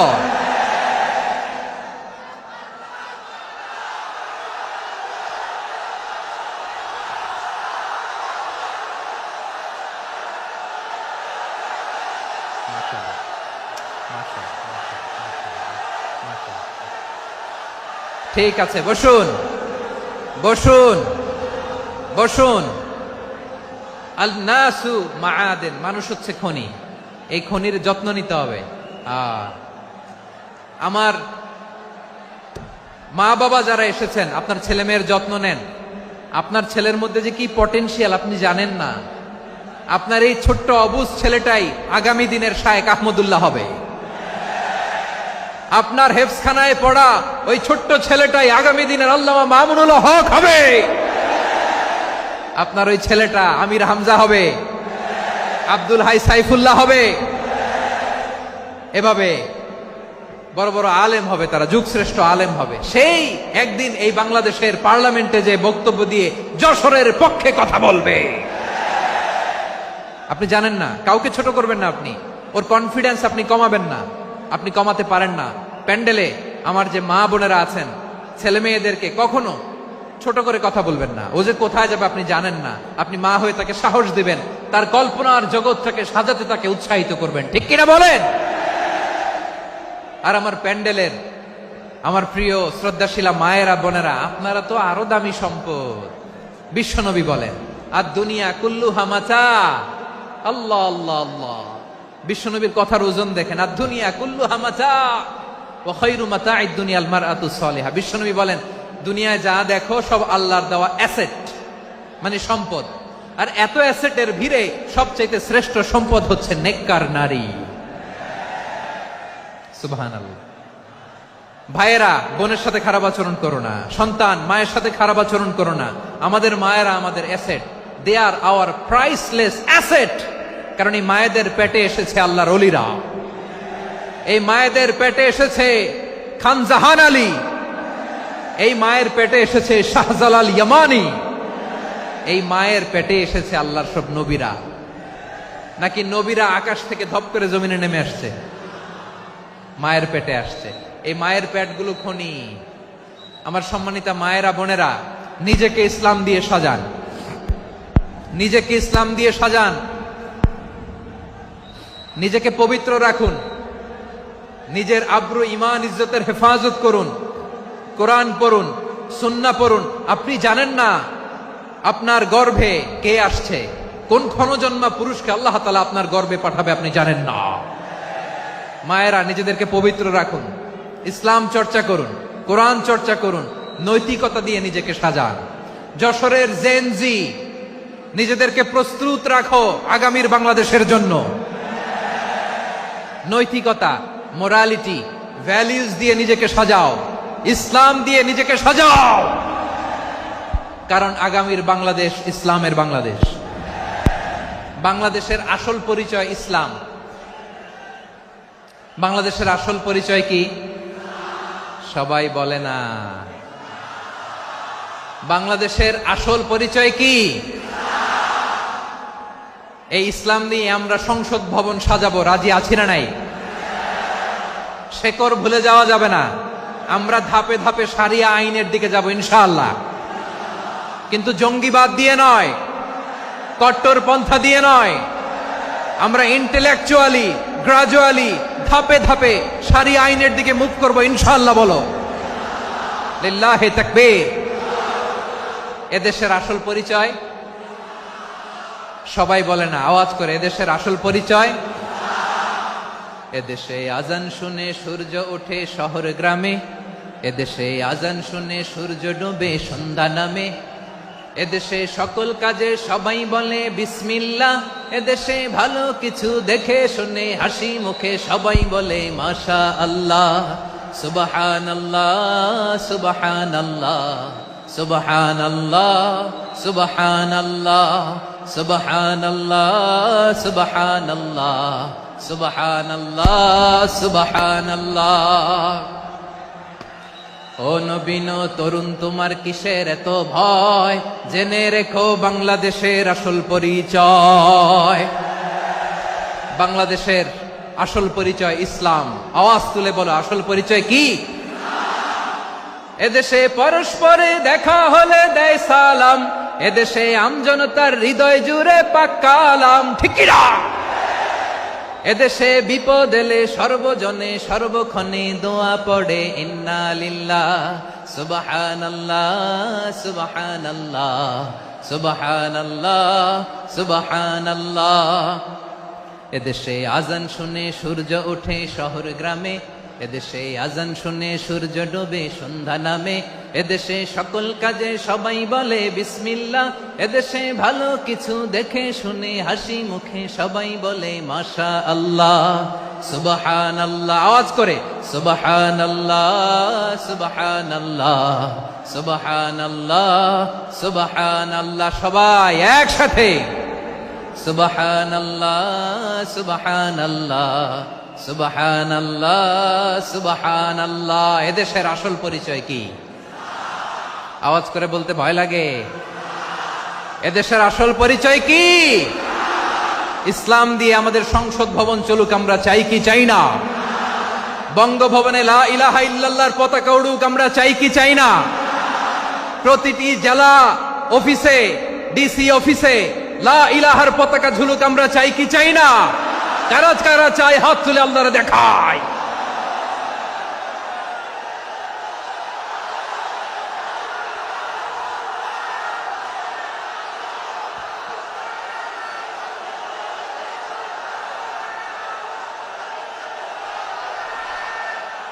মাশাআল্লাহ, মাশাআল্লাহ, মাশাআল্লাহ, মাশাআল্লাহ। যশোর, আওয়াজ করে বলো, ভালো মানুষ না খারাপ মানুষ? বুঝে বলছো তো? মানুষ ভালো হলে যে কত ভালো।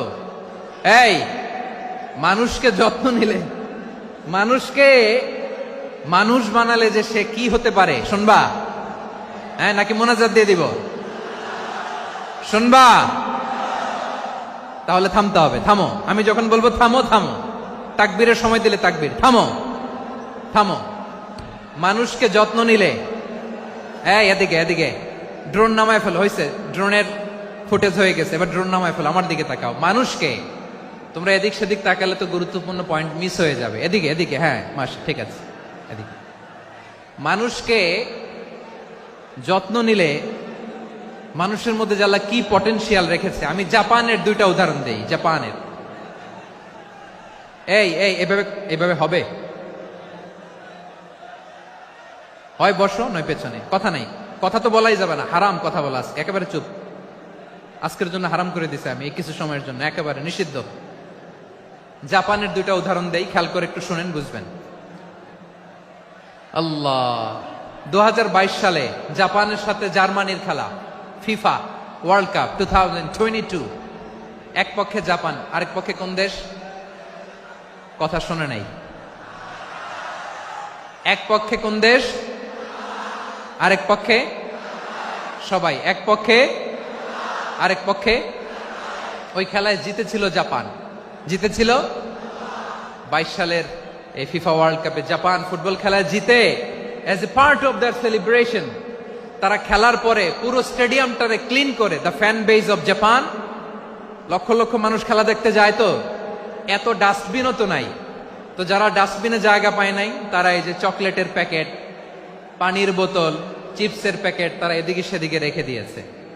জাপানের ভক্তরা, জাপানের ফলোয়াররা, as a part of their celebration, তারা খেলার পরে পুরো স্টেডিয়ামের সব ময়লা আবর্জনা ক্লিন করে তারপরে বিদায় নিয়েছে।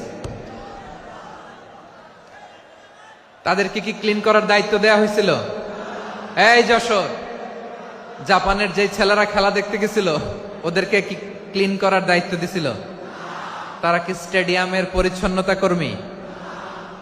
তাদের আকল, তাদের সিক্স সেন্স তাদেরকে বলেছে। ছোটবেলা থেকে জাপান গভর্নমেন্ট ওদেরকে এত পরিচ্ছন্নতা শেখায়, ক্লিনলিনেস অ্যাওয়ারনেস ক্যাম্পেইন করায়। ক্লাসে আমি দেখেছি, ক্লাসে নিজের বেঞ্চ নিজে মুছে, ক্লাসের মাঝখানে একটা সময় দেয়, নিজের টেবিল নিজে মুছে, নিজের ক্লাসরুমটা নিজে পরিষ্কার করে। রাস্তাঘাটে একটা ধুলা নাই, ময়লা নাই, একটা টিস্যু নাই। খেলার পরে গোটা বিশ্বকে তাক লাগিয়ে দিয়েছে। জাপানের ফ্যানরা সবার রেখে যাওয়া গার্বেজ, টিস্যু, বোতল পরিষ্কার করে তারপরে স্টেডিয়াম থেকে বিদায় নিয়েছে। আমরা কেন এমন হইতে পারলাম না? আমরা কেন এমন হইতে পারলাম না? জাপানের যারা এগুলো করছে, ওদের 3টা করে চোখ না? চোখ তো 3টা, জাপানো লাগো। জাপানো লাগো হাত তো 4টা, কান তো 6টা। হ্যাঁ, নাকি আমার মতো 2 হাত 2 কানওয়ালা মানুষ? চোখে দেখলে ওটা মানুষ না। চিন্তা করছেন? তার মানে জাপানিজদেরকে যে গ্রুমিং করে শিখানোর মাধ্যমে পরিচ্ছন্ন বানানো গেছে। ওরা যেমনি মানুষ, আমরাও মানুষ। আমাদের সন্তানদেরকে শেখালে তারাও পারবে। পারবে কিনা? 2 নম্বর উদাহরণ বলি। চট্টগ্রাম, ফেনীতে যারা গিয়েছেন, মেঘনা গোমতী ব্রিজ প্রকল্প নাম শুনছেন? মেঘনা একটা ব্রিজ পার হওয়া লাগে। এই মেঘনা গোমতী, এখানে 3টা ব্রিজ, কাঁচপুর সহ, এই 3টা ব্রিজের নির্মাণ কাজ, রেনোভেশনের কাজ দেয়া হয়েছিল জাপানের একটা কোম্পানিকে। কাকে? জাপানের কোম্পানি। নির্মাণ শেষে 738 কোটি টাকা বেঁচে গেছিল, এটা গভর্নমেন্টের হাতে দিয়ে তারা বিদায় নিয়েছে। কত টাকা? 738 কোটি টাকা। যত প্রাক্কলিত ব্যয় নির্ধারণ করা হয়েছে, সব টাকা সরকার, তৎকালীন সরকার, 2019-এর সরকার, কারা ছিল তো জানেন? এই 2019-এর সরকার তাদেরকে দিয়েছে। তারা রিনোভেশন নির্মাণ শেষে 738 কোটি টাকা অতিরিক্ত বেঁচে গেছিল, এটা আবার গভর্নমেন্টের হাতে বুঝাই দিয়ে তারা বিদায় নিচ্ছে। আমরা কেন এমন হইতে পারলাম না? জাপানের ওরাও মানুষ, আমরাও মানুষ। তার মানে মানুষে মানুষে পার্থক্য আছে না নাই? আচ্ছা, জাপানের 2টা উদাহরণ দিলাম, এবার আমার দেশের 2টা উদাহরণ দিব না? বাংলাদেশের দুটা উদাহরণ দেয়। 1 নম্বর উদাহরণ, গত সপ্তাহে আপনারা জানেন কক্সবাজার আমার একটা প্রোগ্রাম ছিল, তো হেলিকপ্টারে গিয়েছিলাম। ফেনী জেলা যখন পার হচ্ছি আমি দেখলাম 3টা উইন্ডমিল চিনেন তো, বিশাল পিলার, 3টা-4টা পাখা থাকে, বায়ু বিদ্যুৎ কেন্দ্র, বাংলাদেশের প্রথম বায়ু বিদ্যুৎ কেন্দ্র এটা, মুহুরী প্রজেক্ট বলে এটার সম্ভবত, মুহুরী প্রজেক্ট। তো সাগরের বাতাসের ঝাপটায় এটা ঘুরে এনার্জি হয়, ইলেকট্রিসিটি উৎপাদন হয়। তো আমি পাইলটকে বললাম, ভাই এগুলো থেকে কেমন ইলেকট্রিসিটি উৎপাদন হয়? কয় হুজুর একটুও হয় না, কিছুই হয় না। কিছুই হয় না মানে? বলে হুজুর বাংলাদেশে যত উইন্ডমিল আছে এটার পাখা একটাও ঘুরে না। আল্লাহ, বলেন কি? তাহলে এই যে কোটি কোটি টাকা ব্যয় করে যে উইন্ডমিল, কয় হুজুর ভিতরে ফিটফাট, উপরে ফিটফাট, ভিতরে সদরঘাট। তার মানে কোটি কোটি টাকা দিয়ে এই উইন্ডমিল বানায়, এখানে কিছু নাই। দুর্নীতির আড্ডাখানা, আখড়াখানা বাংলাদেশ, ঠিক কিনা বলেন? হায় রে, জাপানিজরাও মানুষ, আমরাও মানুষ। আমার এক নিকটাত্মীয় সরকারি চাকরিজীবী, উনি আমাকে বললেন, বাংলাদেশের আর একটা উদাহরণ দেই। উনি আমাকে বললেন যে প্রতি বছর আমাদের অফিসের ফার্নিচার চেঞ্জ করে। আমি বললাম প্রতি বছর ফার্নিচার চেঞ্জ করে কেন? বলে যে ফার্নিচার নতুন পারচেজ করলেই তো ওইখানে টাকা, নতুন কিনতে পারলেই টাকা, নতুন উন্নয়নের সবক শোনাতে পারলেই টাকা। প্রথম আলোর রিপোর্ট, কি আলো? প্রথম আলোর রিপোর্ট, গত 15 বছরে উন্নয়নের নামে লুটপাট হয়েছে প্রায় 2.25 লাখ কোটি টাকা। কার রিপোর্ট? আমাদের বানানো কথা, প্রথম আলোর রিপোর্ট। গত 15 বছরে কারা ছিল জানেন তো? হ্যাঁ, শুধু ওনাদেরকেই দোষ দিয়ে লাভ নাই। স্বাধীনতার পর থেকে শুধু শাসকের হাত বদল হয়েছে, আমরা কিছু পাই নাই, ঠিক কিনা বলেন? শুধু ওনাদের দোষ দিয়ে কি লাভ? একদল খাইছে, আরেক দল খাওয়ার জন্য রেডি হয়ে আছে। আমরা এরকম চাই না, জনগণকে ফুটপাতে বসাই দিচ্ছে। প্রিয় ভাইয়েরা, জাপানের মানুষও মানুষ, আমরাও মানুষ। সিদ্ধান্ত আপনার, কোন মানুষ হবেন, ভালো মানুষ না খারাপ মানুষ? আজকের আলোচনার বিষয় হচ্ছে মানব সম্পদের উন্নয়ন, human resource development. It's a process to increase the capacity of knowledge, skill, capacity of the people of a country. একটা দেশের মানুষের জ্ঞান, তাদের দক্ষতা কি করে বাড়ানো যায়, বাড়িয়ে দেশের উন্নয়ন করানো যায়, এটাই হচ্ছে মানব সম্পদ উন্নয়নের মূল কথা। তাহলে মানব সম্পদ হচ্ছে একটা দেশের সবচাইতে শক্তিশালী পুঁজি। প্রাকৃতিক সম্পদ, খনিজ সম্পদের চেয়েও দামি হচ্ছে মানব সম্পদ। আমার প্রিয় যশোর, প্রাকৃতিক সম্পদ, খনিজ সম্পদের চেয়ে দামি সম্পদ কি সম্পদ? আল্লাহ তাআলা দয়া করে আমাদেরকে এই মানব সম্পদ দিয়েছেন। আসুন আমাদের এই মানুষগুলোকে আমরা সোনার মানুষ বানাই। রাজি আছেন তো সবাই? রাজি আছেন? মানুষ পারে না এমন কোনো কিছু নাই, চাইলে সব পারে। এজন্য মানুষকে তারবিয়া দিতে হবে, যথাযথভাবে তাদেরকে গড়তে হবে। আসুন আমরা সিরাতের আয়নায় বিশ্বনবীর জীবনী থেকে দেখি তিনি কিভাবে হিউম্যান রিসোর্সকে ম্যানেজ করতেন। যদি আপনাদের সময় হয়, দু একটা উদাহরণ দিয়ে আজকে আমি আমার আলোচনার বিদায় নিব। হবে সময় হবে কয়েক মিনিট? হ্যাঁ, শান্ত থাকবেন তো? শান্ত থাকবা? হ্যাঁ, ঠিক আছে। এই ধাক্কার মধ্যে ঢুকছে, এবার মজা বুঝতেছো তো? হ্যাঁ, মানা করছিলাম না? ঠিক আছে, টের পাও। হ্যাঁ, ঠিক আছে। যে আওয়াজ করবে আমি ওকে দেখতেছি, কে কে আওয়াজ করে দেখতেছি। শেষ কথা, শেষের দিকে চলে আসছি। বিষ্ণু ইসলাম কিভাবে হিউম্যান রিসোর্সকে ম্যানেজ করতেন, মজার কথা আছে কয়েকটা, বলে বিদায় নিব। বিশ্বনবী কিভাবে এই মানব সম্পদকে ম্যানেজ করতেন। বিশ্বনবী, he was a very good talent hunter, চৌকস ট্যালেন্ট হান্টার ছিল। কার মধ্যে কি ট্যালেন্ট আছে দেখলেই বুঝে ফেলতেন। সুবহানাল্লাহ পড়বেন না? কি নবী আমরা পেয়েছি! He was a very good talent hunter. আমার নবী, তিনি চৌকস ট্যালেন্ট হান্টার ছিলেন। কার মধ্যে কি প্রতিভা বের করতেন, ওই প্রতিভাকে ইসলামের কল্যাণে কাজে লাগাতেন। সুবহানাল্লাহ বলেন। যাকে যেই জায়গায় সেট করলে ভালো হবে তাকে ওই জায়গায় সেট করতেন। কয়েকজন সাহাবীর জীবনী শোনাই। আবু মাহজুরা রাদিয়াল্লাহু তাআলা আনহু, মক্কার মুয়াজ্জিন, আগে ছিল মুশরিক, পরে হইছেন মুমিন। উনি কিভাবে মুমিন হইলেন এই ঘটনাটা একটু আপনাদের শোনাতে চাই। তা আপনাদের তো সময় নাই হাতে। হ্যাঁ, সময় আছে। এই জেনজি শেষ করে দিল আজকের প্রোগ্রামটা। 1 ঘন্টা ধাক্কা ধাক্কি করে কেমনে দাঁড়ায় আছে আমি বুঝলাম না।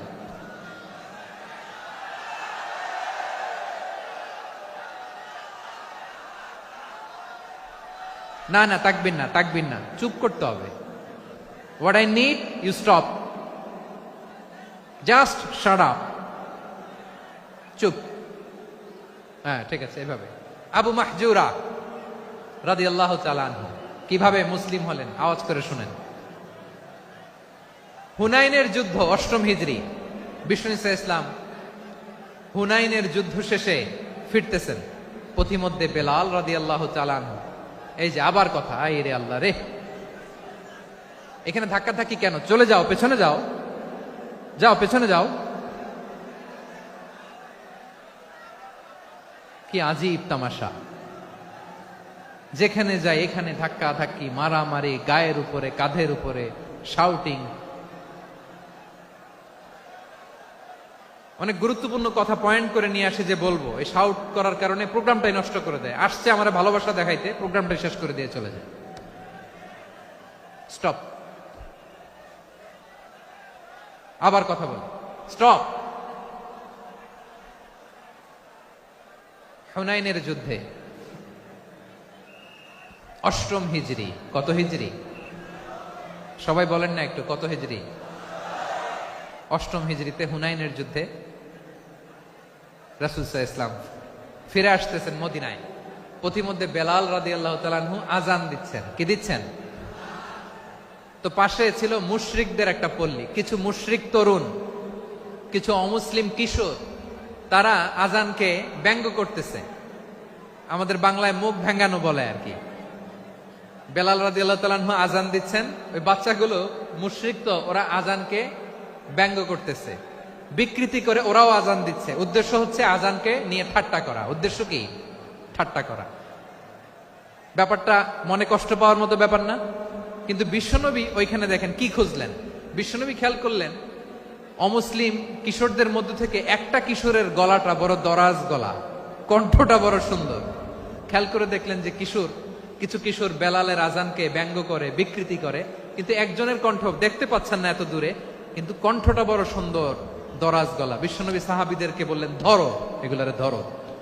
সবগুলারে ধরে বিশ্বনবী সামনে আনা হলো। ওরা হাঁটু গেড়ে বসলো। বিশ্বনবী বললেন, তোমাদের মধ্যে কে যেন ব্যঙ্গ করে আযান দিচ্ছিল, তার গলাটা বড় উঁচু, গলার বেসটা বড় মজবুত, মেলোডিয়াস, সুমধুর কণ্ঠ। কে? আবু মাহজুরা বলে, আমার বন্ধুরা সবাই আমার দিকে আঙ্গুল দেখায়, আমি পড়ে গেছি বিপদে। রাসূল সাল্লাল্লাহু আলাইহি ওয়াসাল্লাম বাকি অমুসলিম তরুণদেরকে ছেড়ে দিলেন, বললেন তোমরা যাও। এবার আবু মাহজুরারে পাইছে। আবু মাহজুরার চুলের মধ্যে হাত দিলেন বিশ্বনবী, মাথায় হাত দিয়ে বললেন, এবার আযান দাও দেখি। আবু মাহজুরা বলে, আমি তো আযান দিতে জানি না, কারণ আমি তো বেলালেরটা শুইনা দিছি, আমার তো মুখস্থ নাই, আমি তো আযান দিতে জানি না। বিশ্বনবী বললেন, জানো না? তাহলে আসো, আমি তোমারে শিখাই দেই। সুবহানাল্লাহ পড়েন। আবু মাহজুরা হাঁটু গেড়ে বসে, বিশ্বনবীর মোবারক হাত আবু মাহজুরার চুলের মধ্যে। বিশ্বনবী আযানের মুআল্লিম আবু মাহজুরাকে বলতেছে, ঠিক আছে তোমারে শিখাই দিচ্ছি, আমি যা যা বলবো আমার সাথে সাথে বলো, পারবা? আবু মাহজুরা বলে, পারবো। বিশ্বনবী আযান দিচ্ছেন মাথায় হাত দিয়ে, আল্লাহু আকবার, আল্লাহু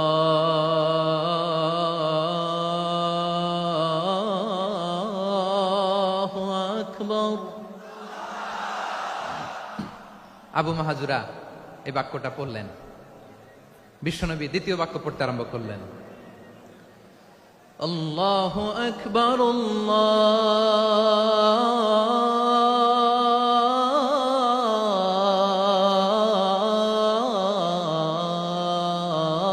আল্লাহু আকবার।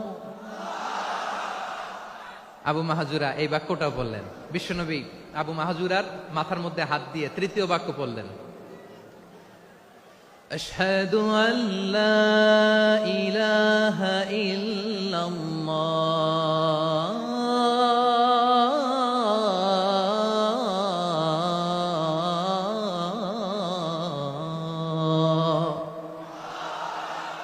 আবু মাহাজুরা তৃতীয় বাক্য পড়লেন। বিশ্বনবী একটা বাক্য পরে আবু মাহাজুরা পরে, বিশ্বনবী পরে আবু মাহাজুরা পরে। আবু মাহাজুরা কিন্তু অমুসলিম, মুশরিক। আবু মাহাজুরা বলে, এক একটা বাক্য পড়ি আমার কলিজাটা গলে ঠান্ডা হয়ে যায়। এতদিন মোহাম্মদকে গালি দিতাম, এখন মোহাম্মদ আমার মাথায় যখন হাত রাখছে আমার সারা শরীর ঠান্ডা হয়ে গেছে। বিশ্বনবী আজান শিখাচ্ছেন, একটা একটা বাক্য পড়ে আবু মাহাজুরাও পড়ে, বিশ্বনবী পড়ে আবু মাহাজুরাও পড়ে। পুরো বাক্যগুলো যখন শেষ, আজান শেষ, আবু মাহাজুরাও যখন পুরো আজান পড়লেন, আবু মাহাজুরা বললেন, এতদিন মোহাম্মদের চেহারা দেখলে আমার ঘৃণা লাগতো, আজ থেকে মোহাম্মদের চেহারার চেয়ে প্রিয় চেহারা আমার কাছে নাই। আবু মাহাজুরা বললেন, ও মুহাম্মদ, আজানের বাক্য তো আপনি আমারে শেখালেন, এখানেই শেষ করবেন না, আপনি আমারে পড়ায় দেন, লা ইলাহা ইল্লাল্লাহু মুহাম্মাদুর রাসূলুল্লাহ সাল্লাল্লাহু আলাইহি ওয়াসাল্লাম। বিশ্বনবীর সাথে দাঁড়িয়ে উনি শাহাদা পড়ে মুসলমান হয়ে গেলেন। এবার আবু মাহাজুরা বলে, ইয়া রাসূলুল্লাহ, ইয়া হাবিবাল্লাহ, আমি মুমিন হয়েছি, মুসলমান হয়েছি, আপনার কাছ থেকে আজান শিখার সৌভাগ্য আমি লাভ করেছি গো নবী। আমার কণ্ঠের বড় তারিফ করেছেন, আপনি আমার আজানকে আপনি পছন্দ করেছেন। একটা জিনিস আপনার কাছে চাই, আপনি আমাকে মক্কার মসজিদুল হারামের মুয়াজ্জিন হিসেবে অ্যাপয়েন্ট করে দেন। বিষ্ণু ইসা ইসলাম বললেন, যাও আবু মাহজুরা, আমি তোমাকে পৃথিবীর শ্রেষ্ঠতম মসজিদ মক্কার মসজিদুল হারামের মুয়াজ্জিন হিসেবে অ্যাপয়েন্ট করে দিলাম। দেখছেন কিভাবে ট্যালেন্ট হান্টিং করতে হয়, কিভাবে হিউম্যান রিসোর্স মানব সম্পদকে ব্যবহার করতে হয়। আসছিল আজানকে ভেঙ্গাইতে, আসছিল কেন?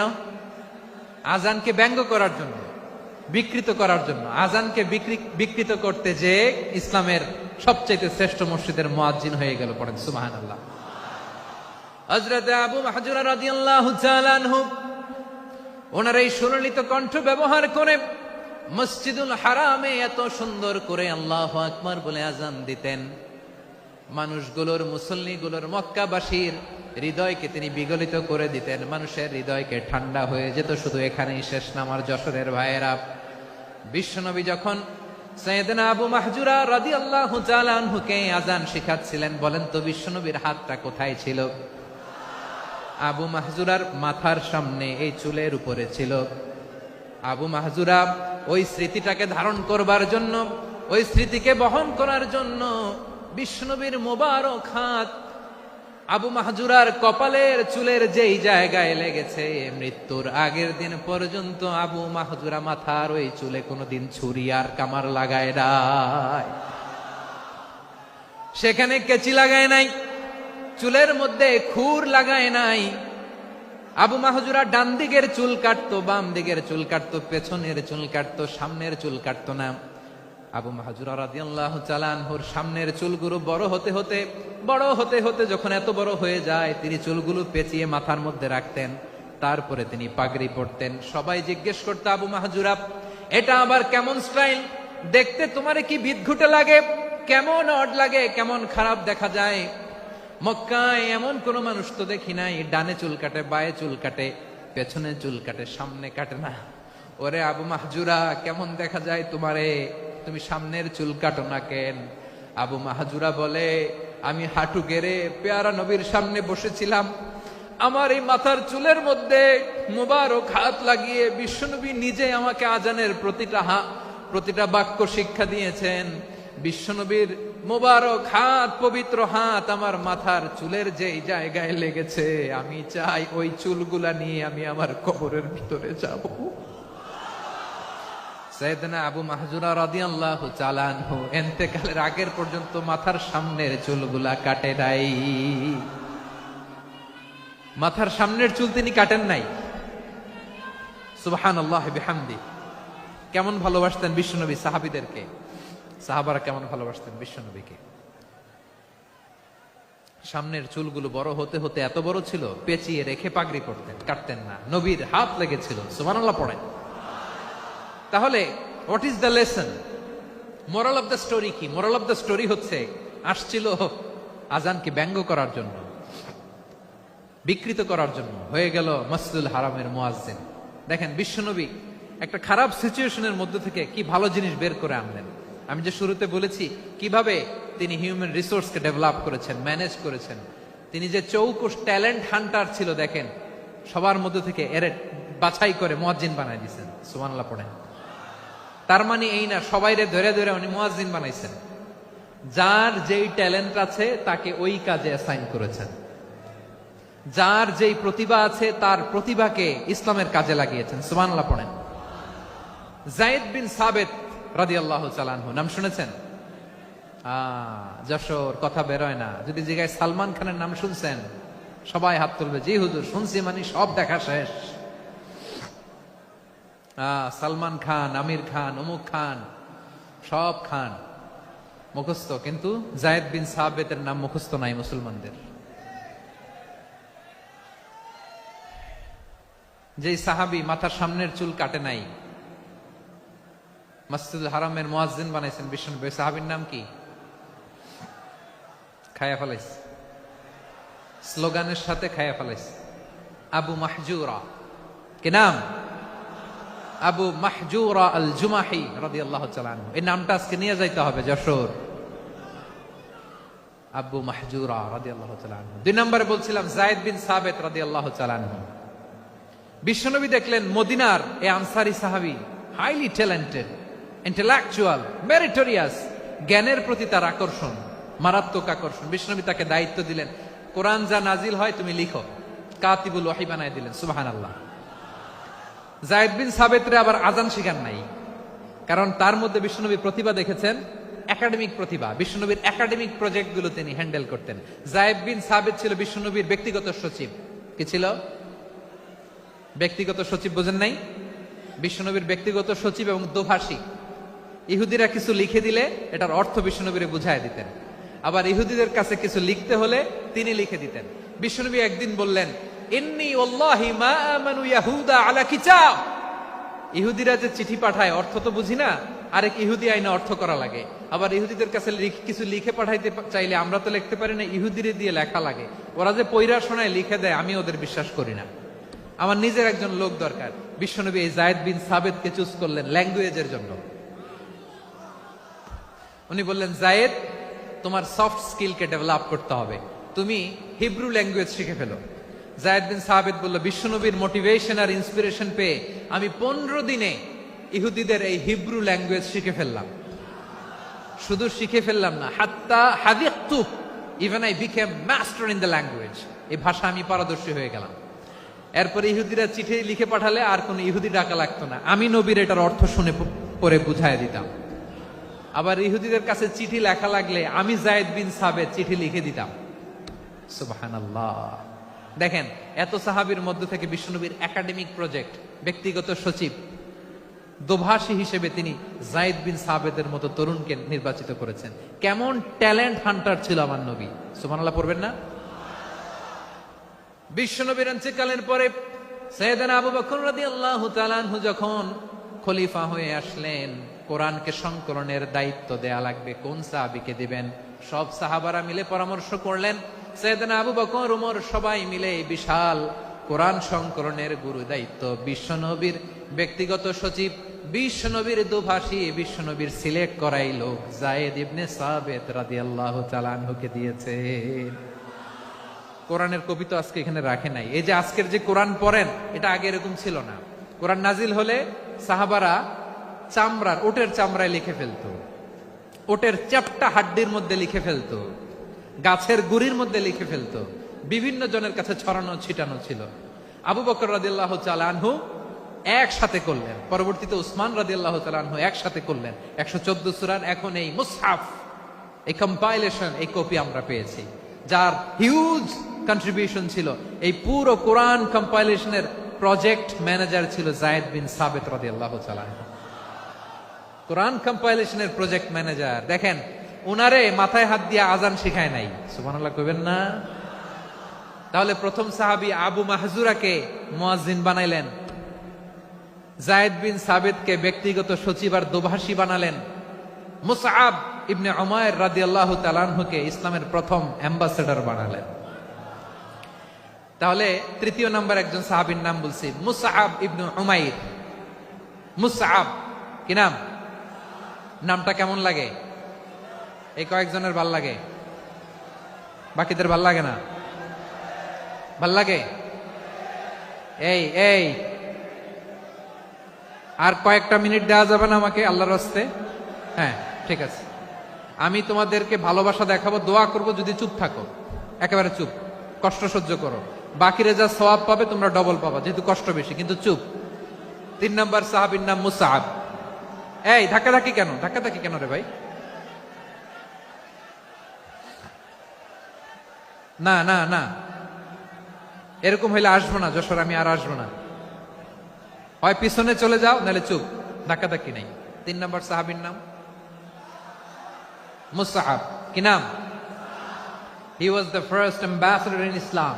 ইসলামের প্রথম ডিপ্লোমাট, প্রথম কূটনৈতিক, ইসলামের প্রথম কূটনৈতিক, ইসলামের প্রথম ডিপ্লোমাট, প্রথম অ্যাম্বাসেডর মুসআব ইবনে উমাইর।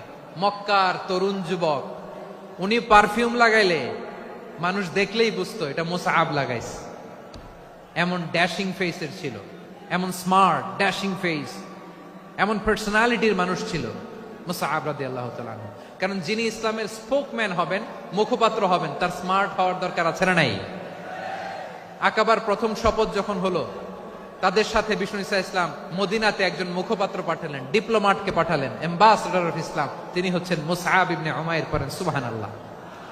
বিশ্বনবী দেখলেন সে অনেক স্মার্ট, তার ডেডিকেশন আছে, সিনসিয়ারিটি আছে, এবং মদিনায় যে আউস খাজরাজ গোত্রের নেতাদের সাথে ডিল করতে হবে, ইহুদিদের সাথে ডিল করতে হবে, ওখানে একজন পাক্কা জানু খেলোয়াড়ের দরকার আছে না নাই? মুসআব ইবনে উমাইর রাদিয়াল্লাহু তাআলা আনহু, ওনাকে বিষ্ণু ঈসা ইসলাম চুজ করলেন। এবং বিষ্ণু ঈসা ইসলামের এই চুজিংটা, এই সিলেকশনটা এত সুন্দর ছিল, তিনি মদিনাতে যে বিশ্বনবী আসার আগেই মদিনার জমিনকে তিনি উর্বর করে ফেলছেন। প্রতিটা ঘরে ঘরে কালিমার দাওয়াত তিনি পৌঁছায় দিচ্ছেন। জুমার বিধান নাজিল হয়েছে, কিন্তু মক্কায় পরিবেশ নাই জুমা পালনের। বিষ্ণু ঈসা ইসলাম একজনকে দিয়ে খবর পাঠালেন, যাও মদিনায় মুসাবকে যে বলো, মুসাব তো আমার শিক্ষক, আমার স্পোকম্যান, মদিনাতে যেন তারা জুমা কায়েম করে। বিশ্বনবীর আগেই মুসাব মদিনার মুসলিমদেরকে নিয়ে মদিনায় প্রথম জুমা কায়েম করে ফেলছে। কোন সুবহানাল্লাহ। ডিপ্লোমাটদের কেমন হইতে হয়, অ্যাম্বাসেডারের কেমন হইতে হয়, মুসআব রাদিয়াল্লাহু তাআলা আনহুর কাছ থেকে শিখে নাও। মুসআব নামটা কেমন লাগে? যশোর যাদের সন্তান হবে, ছেলে সন্তান, আমার রাস্তায় পাইলে সবাই জিজ্ঞেস করে, হুজুর একটা নাম দেন, আমার ছেলে হবে। যশোরবাসীর জন্য আমি একটা নাম দিয়ে দিলাম, নাম রাখতে হবে মুসআব। কি নাম? নামটা যাদের ভাল লাগে, ছেলে সন্তান অনাগত আসবে, মনে চাইলে নাম রেখে দিবেন মুসআব রাদিয়াল্লাহু তাআলা আনহুর নামে মুসআব। তাহলে মুসআব রাদিয়াল্লাহু তাআলা আনহুকে বিশ্বনবী ল্যাঙ্গুয়েজ শিখান নাই, সফট স্কিল শিখান নাই। যায়েদ রাদিয়াল্লাহু, তিনি হিব্রু ল্যাঙ্গুয়েজ শিখেছেন, সুরিয়ানি শিখেছেন, কিন্তু মুসআবকে তিনি বানিয়েছেন the spokesman of Islam, the first diplomat, the ambassador of Islam. সুবহানাল্লাহ পড়বেন না?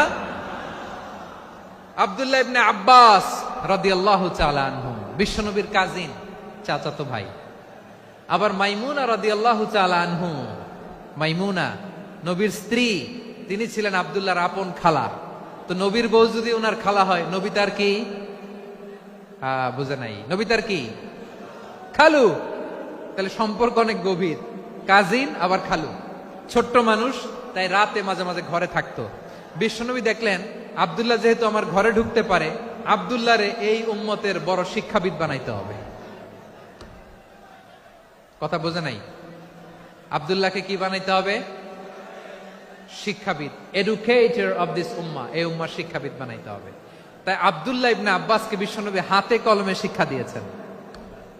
আহারে, আর এরপরে যে কি ভাষা আসবে তোমাদের জন্য আমার মুখ থেকে আমি নিজেও জানি না, আমি নিজেও জানি না। 1 ঘন্টা যাবত ধাক্কা ধাক্কি মারামারি, তো আসতে বলছে কে তোমাকে? পেছনে চলে যাও, জায়গা না পেলে। পুরো প্রোগ্রামটাই নষ্ট করে দিল।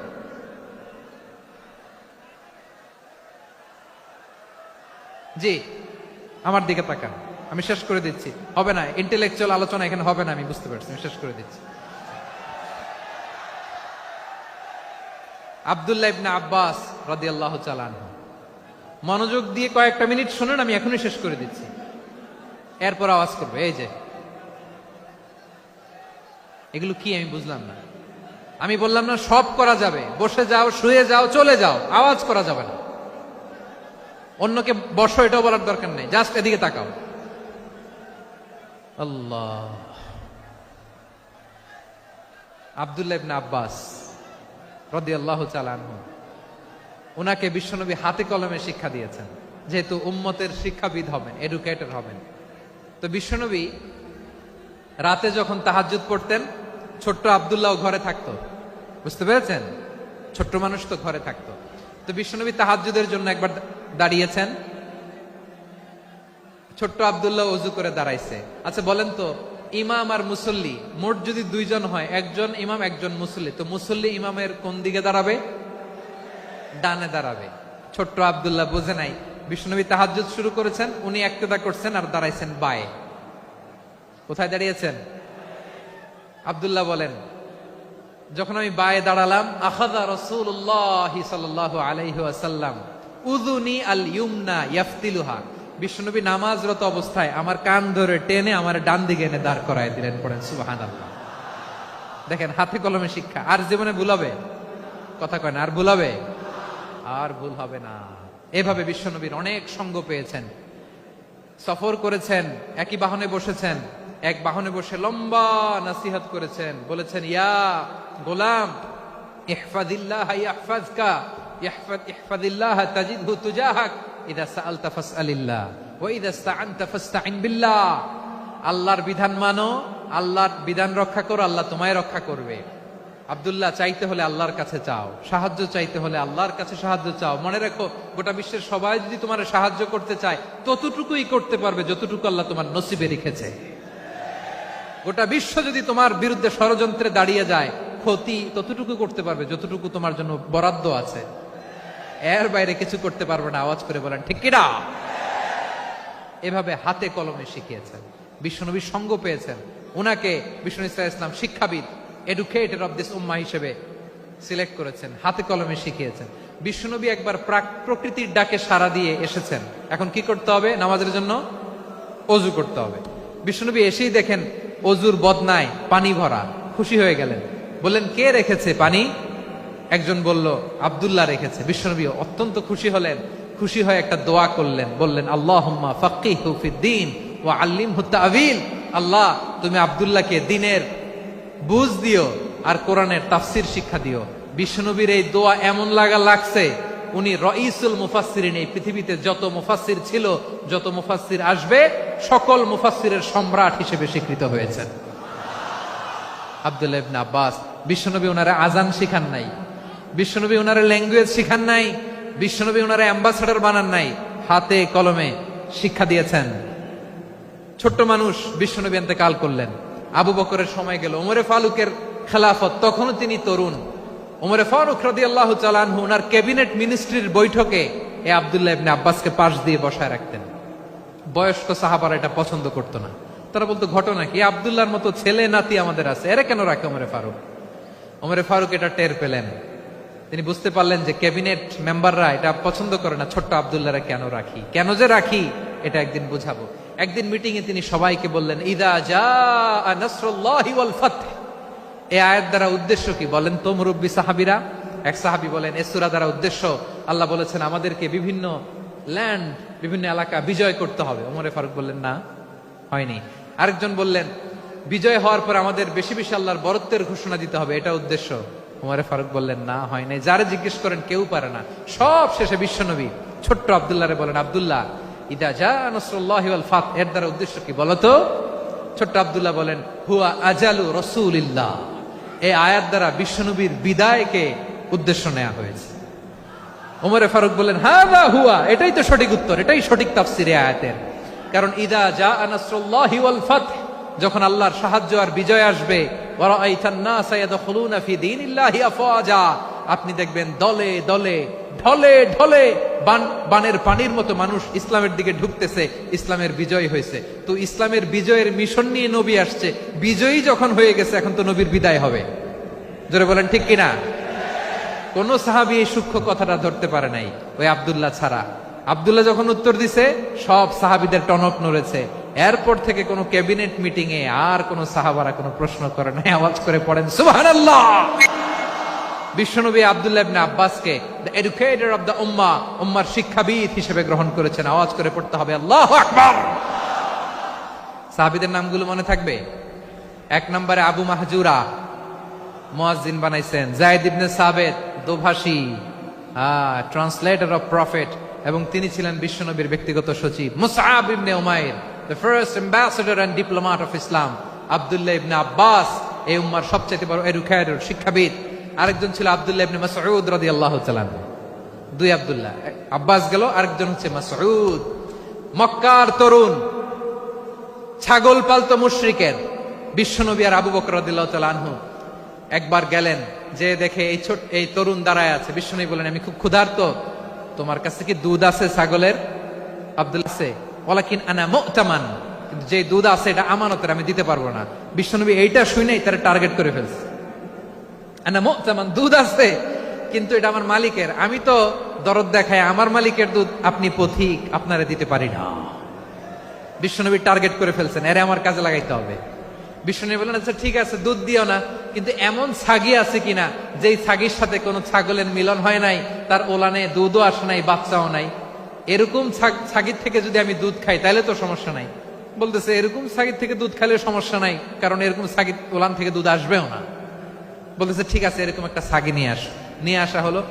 বিশ্বনবী বিসমিল্লাহ বলে ওই ছাগির ওলানে হাত দিলেন। হাত দিতে দেরি, পুরো ওলানটা দুধে ভরে যেতে দেরি হয় না। বিশ্বনবী আর আবু বকর রাদিয়াল্লাহু তাআলা আনহু দহন করে পেট ভরে খেলেন। এই দৃশ্য আব্দুল্লাহ ইবনে মাসউদের হৃদয়ে দাগ কাটলো। এই মুজিজা দেখে তিনি বললেন, আশহাদু আল্লা ইলাহা ইল্লাল্লাহ ওয়া আশহাদু আন্না মুহাম্মাদুর রাসূলুল্লাহ। তিনি ষষ্ঠ মুসলিম ছিলেন, 6 নম্বর মুসলমান। ওনাকে টার্গেট করে বিশ্বনবী দেখলেন এমন ইন্টেলেকচুয়াল ব্রেন, উনি সূক্ষ্ম সূক্ষ্ম জিনিস বুঝে বেশি, ফিকহি জ্ঞান ওনার মধ্যে বেশি। বিশ্বনবী ওনাকে কোরআনের জ্ঞান শিক্ষা দিতে লাগলেন। উনি বিশ্বনবী সবার কাছে কোরআন শোনায়, কিন্তু বিশ্বনবী নিজে আব্দুল্লাহ ইবনে মাসউদের কাছ থেকে কোরআন শুনতো। বিশ্বনবী একবার বললেন, ইকরা আলাইয়া ইয়া মাসউদ। ইবনে মাসউদ, একবার শোনাও তো কোরআন দেখি। আব্দুল্লাহ ইবনে মাসউদ বলে, আকরাউ আলাইকা ওয়া আলাইকা উনজিল। নবী, আপনার উপর কোরআন নাজিল হয় আর আমি আপনার সামনে কোরআন পড়ব। বিশ্বনবী বললেন, ইন্নী উহিব্বু আন আসমাআহু মিন গায়রি। আমি নিজে পড়তে যেমনি ভালোবাসি, অন্য পড়ুক আমি শুনবো, এটাও আমি ভালোবাসি। সূরা নিসা তিনি তেলাওয়াত করে শুনিয়েছেন। এমন সূক্ষ্ম সূক্ষ্ম বিষয় বিশ্বনবী উনাকে ধরিয়ে দিয়েছেন। উনি হয়ে গিয়েছেন, আব্দুল্লাহ ইবনে আব্বাস হয়েছেন রাইসুল মুফাসসিরিন, উনি হয়ে গিয়েছেন ফাকিহুল উম্মাহ। উনার চাইতে বড় ফকি এই পৃথিবী আর দেখবে না। চিল্লায় বলেন সুবহানাল্লাহ। উনি বলতেন, ওয়াল্লাহি ওয়াল্লাহি ইল্লাযী লা ইলাহা গায়রু মা উনজিলাত সূরাতুন ইল্লা ওয়া আনা আ'লামু আইনা উনজিলাত ওয়া ফীমা উনজিলাত। বিশ্বনবী এমন ভাবে কোরআনের দার্স আমাকে দিয়েছেন, কোরআনে যত সূরা নাজিল হয়েছে, যেখানে নাজিল হোক না কেন আমি জানি এটা কোথায় নাজিল হয়েছে এবং কোন প্রেক্ষাপটে নাজিল হয়েছে। এমন একটা সূরা নাই যে সূরার কোথায় নাজিল হয়েছে আমি মাসুদের জানা নাই, কোন প্রেক্ষাপটে নাজিল হয়েছে আমার জানা নাই। এরকম ঘটবে না। চিল্লায় বলেন আল্লাহু আকবার। এই আব্দুল্লাহ ইবনে মাসউদ রাদিয়াল্লাহু তাআলা আনহু ওমর ফারুকের সময় কুফার চিফ জাস্টিস ছিলেন। কুফা নগরীর চিফ জাস্টিস। চিফ জাস্টিস বুঝেন নাই? বিচারপতি। কি ছিলেন? সবাই বলে নাই, কি ছিলেন? বিচারপতি ছিলেন। এবং ওনার যে ফিকহি জ্ঞানের ধারা, এটাই আলকামা, ইব্রাহিম আন-নাখাই, হাম্মাদ ইবনে সুলাইমান হয়ে ইমাম আবু হানিফা পর্যন্ত পৌঁছেছে। এবং ওনার ফিকহি জ্ঞানের ধারাই হানাফি মাযহাবে অ্যাকসেপ্ট হয়েছে। আজও এগুলো হানাফি মাযহাবে চর্চিত হয়। হানাফি মাযহাবের সব ফিক আব্দুল্লাহ ইবনে মাসউদের ফিকহি জ্ঞানের ধারা থেকে নেওয়া হয়েছে। চিল্লায় পড়েন সুবহানাল্লাহ। তাহলে উনাকে বিশ্বনবী বানিয়েছেন জুরিস্ট, আইনবিদ, ফকিহ। উনারে আজান শিখান নাই। হিউম্যান রিসোর্স ডেভেলপমেন্ট কিভাবে করবেন, মানব সম্পদের উন্নয়ন কিভাবে করতে হয়, কিভাবে যার যেখানে প্রতিভা কাজে লাগাতে হয় উনি দেখিয়েছেন। সুবহানাল্লাহ পড়বেন না? খালিদ বিন ওয়ালিদ নাম শুনছেন? কে কে শোনেন নাই হাত তোলেন। কি ছিলেন? বীর যোদ্ধা ছিলেন খালিদ বিন ওয়ালিদ। কিন্তু তিনি ইসলাম ধর্ম গ্রহণ করেছেন অনেক দেরিতে, 8ম হিজরিতে। তার মানে 8ম হিজরির আগে উনি মুশরিকদের পক্ষে লড়াই করেছেন। ওনার হাতে কত মুসলিম সাহাবী যে নিহত হয়েছে হিসাব নাই। বিশ্বনবী টার্গেট করে রাখছে, তুমি আমাদের মুসলিমদের এত ক্ষতি করলা, তুমি যখন মুসলমান হবা তোমার দিয়ে আমি এমন কাম করামু যে এটা আর কেউ করতে পারবে না। সুবহানাল্লাহ নাই? যশোর ক্লান্ত হয়ে গেছে।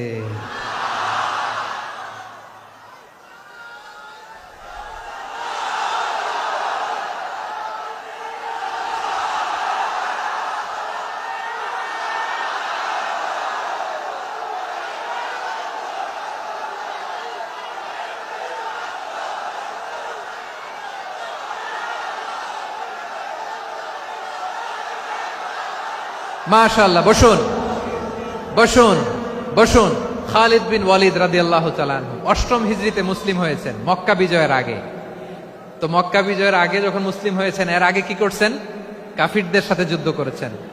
উনি উহুদের যুদ্ধে মুসলমানদের যে পরাজয় ভাব, কঠিন পরিস্থিতির মুখোমুখি উনার কারণে পেছন থেকে এমন আতর্কিত আক্রমণ করেছেন, মুসলমানদেরকে কচুকাটা করেছেন। 8ম হিজরিতে আল্লাহ তাআলা হেদায়েতের নূর দিয়ে ওনার হৃদয়টাকে উজালা করে দিলেন।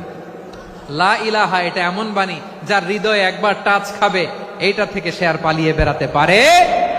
ঝিনুকের ভেতর লুকিয়ে থাকে যেমন মতি, ঝিনুকের ভেতর লুকিয়ে থাকে যেমন মতি, কলমা শাহাদাতে আছে আল্লাহর জ্যোতি, কলমা শাহাদাতে আছে আল্লাহর জ্যোতি। ঠিক কিনা বলেন? মক্কা বিজয়ের আগে মুসলিম হলেন, হওয়ার পরেই বিশ্বনবীর টার্গেট ফুলফিল হলো। ওই যে টার্গেট করে রেখেছেন আর দোয়া করেছেন, খালিদ বিন ওয়ালিদ যদি মুসলিম হয় তাকে আমি মিলিটারি চিফ বানাবো। ওনাকে আজান শিখান নাই, ওনারে কান ধইরা নামাজের এই মাথা থেকে ওই মাথা আনান নাই, ফিকহি কোরআনের সূক্ষ্ম তাফসীর ওনারে শিখান নাই, অ্যাম্বাসেডর বানান নাই। বিষ্ণু ইসলাম উনাকে সামরিক অভিযানে প্রেরণ করেছেন। সামরিক অভিযানে তিনি প্রেরণ করেছেন। উনার জীবদ্দশায় উনার নেতৃত্বে যতগুলো যুদ্ধ হয়েছে, একটা যুদ্ধেও তিনি পরাজয় বরণ করেন নাই। ওমরে ফারুকের সময়কালে তিনি চিফ অফ মুসলিম মিলিটারি, মানে মুসলিম সেনাপতি হয়েছেন। যশোর আওয়াজ করো, ঠিক কিনা বলো? সেনাপতি, মুসলিম সেনাপতি। তাহলে কিভাবে হিউম্যান রিসোর্স ব্যবহার করতে হয় গোটা বিশ্ব আমার নবীর কাছ থেকে শিখে নাও। খালিদ বিন ওয়ালিদ, ওনাকে বিশ্বনবী একটা উপাধি দিয়েছেন। উপাধিটা হচ্ছে সাইফুল্লাহিল মাসলুল, আল্লাহর নাঙ্গা তরবারি, আল্লাহর খোলা তরবারি, দ্য ওপেন সোর্ড অফ আল্লাহ। খালিদ বিন ওয়ালিদ মুসলিম সেনাপতি। হাসান বিন সাবেত নাম শুনছেন? দেখি উনি কি ছিল বলেন। রাসূলের সভা কবি, কালচারাল হিজিমনিকে ডিফিট করার জন্য। উনি ভালো অস্ত্র চালানো জানতেন না, ওই কাজে উনি যেতেন না। উনার ছিল কাব্য প্রতিভা। কাব্য প্রতিভা, কাফিররা কবিতা দিয়ে নবীকে গালি দিত। বিশ্বনবী বলতেন, ইয়া হাসান আজিব আন রাসূলিল্লাহ, তুমি নবীর হয়ে কাফেরদের এই কথাগুলোর জবাব দাও। বিশ্বনবীর একটা মিম্বার ছিল। বিশ্বনবীর মিম্বারের পাশাপাশি মসজিদে নববীতে এই হাসান বিন সাবেতের জন্য বিশ্বনবী একটা স্পেশাল মিম্বার বানিয়ে দিয়েছেন। এখান থেকে তুমি জবাব দাও। এবং বিশ্বনবী বলেছেন, আল্লাহুম্মা আইয়িদহু বিরূহিল কুদুস। আল্লাহ, হাসান আমার পক্ষে জবাব দেয়, তুমি জিব্রাইল মারফত তাকে সাহায্য পাঠাইয়া দিও। রাসূল সাল্লাল্লাহু আলাইহি ওয়াসাল্লামের সভা কবি, the poet of the prophet, নবীর কবি। উনি কবিতা দিয়ে, এমন উচ্চাঙ্গের ভাষায় কবিতা দিয়ে তিনি জবাব দিতেন, কাফিরদের গা শিহরে যেত, তাদের হৃদয়ে আগুন ধরে যেত। তাহলে এরকম কবিরও দরকার আছে না নাই? এখন যাকে আল্লাহ দিছে কাব্য প্রতিভা, এরা যদি আপনি যুদ্ধের ময়দানে পাঠান হবে? যারে দিছে সুরেলা গলা, এরা যদি অ্যাম্বাসেডর বানান হবে না। হাসান বিন সাবেত ছিলেন বিষ্ণু ইসলামের কবি। হুযায়ফা ইবনুল ইয়ামান বিশ্বনবীর গোয়েন্দা বিভাগের প্রধান। কিসের প্রধান? হুযায়ফা ইবনুল ইয়ামান। ওনার ছিল ডিটেকটিভ মাইন্ড, ডিটেকটিভ মাইন্ড, গোয়েন্দা বিভাগের প্রধান। এবং উনি হচ্ছেন সাহিবু সিররি রাসূলিল্লাহ, রাসূল সাল্লাল্লাহু আলাইহি ওয়াসাল্লামের গোপন তথ্যের ধারক বাহক। নবীর যেই কথা কেউ জানে না, সব হুযায়ফার পেটের ভিতরে ছিল। সুবহানাল্লাহ পড়েন। মদিনার যত ইহুদিদের একটা লিস্ট ছিল, এই লিস্ট শুধু দুইজন জানতো, বিশ্বনবী আর হুযায়ফা। সুবহানাল্লাহ পড়বেন না? তাহলে উনাকে কোন দায়িত্ব দিছে? কোন বিভাগ? যশোর, আওয়াজ করো কোন বিভাগ? গোয়েন্দা বিভাগের হেড ছিল। খন্দকের যুদ্ধে প্রচন্ড আজকের মতো শৈত্য প্রবাহ, মাটি খনন করতে করতে সাহাবীদের পেটে ক্ষুধা নাই, দাঁড়াইতে পারে না নামাজের জন্য, এত ক্লান্ত, ক্ষুধা, ক্লান্ত, শ্রান্ত। বিশ্বনবী বললেন, কে আছো? এই কঠিন শীত, এই ভয় আর ক্ষুধার মধ্যেও খন্দকের পরীক্ষার টপকে শত্রু শিবিরে যে আমাকে তথ্য দিবা, কে আছো? কারো গায়ে শক্তিই নাই যে দাঁড়াবে, কেউ দাঁড়ায় না। বিশ্বনবী তখন নিজে হুজাইফাকে ডাক দিলেন, হুজাইফা, যে আমাকে আজকে শত্রু শিবিরের তথ্য এনে দিবে সে জান্নাতে আমার মোরাফাকা, আমার সঙ্গী হবে। হুজাইফা রাদিয়াল্লাহু ইবনুল ইয়ামান জীবনের ঝুঁকি নিয়ে এই ক্ষুধা, শৈত্য প্রবাহ, কোল্ড ওয়েভস কে উপেক্ষা করে পরীক্ষা টপকে শত্রু শিবিরে যে সবার কথাগুলো চুপে চুপে শুনে বিশ্বনবীর দরবারে এসে গোয়েন্দাদের মতো তথ্য সরবরাহ করেছে। বিশ্বনবীর গোয়েন্দা বিভাগের প্রধান হুজাইফা ইবনুল ইয়ামান ইন্টেলিজেন্স বিভাগ চালাতেন। মুনাফিকদের নাম ওনার কাছে ছিল। মুআয ইবনে জাবাল মদিনা রাষ্ট্রের সবচেয়ে সিনিয়র আমলা ছিলেন। আমলাতন্ত্র চিনেন তো? প্রশাসনিক কাজ যারা চালায়, অ্যাডমিনিস্ট্রেশন বুঝেন না? The department of administration. মদিনার রাষ্ট্রের সিনিয়র আমলা মুআয ইবনে জাবাল মুতাখাসসিসুন ফিল হালালি ওয়াল হারাম, হালাল হারামের স্পেশালিস্ট ছিলেন। বিশ্বনবী উনাকে ইয়ামানের গভর্নর করে পাঠাইছেন। বলেছেন, ইন্নাকা তা'তি কওমান আহলা কিতাব, এমন গোষ্ঠীর কাছে যাবা যারা ইহুদি নাসারা, আগে শাহাদা পড়লে এরপরে নামাজের দাওয়াত দিও, নামাজ পড়লে যাকাতের দাওয়াত দিও। গভর্নরের অ্যাটিটিউড যেমন থাকে তেমন অ্যাটিটিউড ধরে রেখো। সুবহানাল্লাহ পড়েন। তাহলে মুআয ইবনে জাবালকে দিয়ে বিশ্বনবী কবিতা লেখায় নাই, চিঠি লেখায় নাই, আজান দেওয়ায় নাই। সুবহানাল্লাহ পড়বেন না? সব শেষ সাহাবী বলি আবু হুরায়রা রাদিয়াল্লাহু তাআলা আনহু, নাম শুনছেন? বিড়ালের বাবা। কি করতেন? খালি হাদিস মুখস্থ করতেন। উনি বলতেন, আলজামু রাসূলুল্লাহ আলা মিল ইবাতনি, আমার শুধু পেটের ক্ষুধার বন্দোবস্ত হইলে আমি নবীর সঙ্গ ছাড়তাম না। আমার আনসার সাহাবারা ক্ষেত খামারের কাজ করত, আমার মুহাজির সাহাবারা ব্যবসা করত, আর আমি নবীর সাথে সাথে থাকতাম।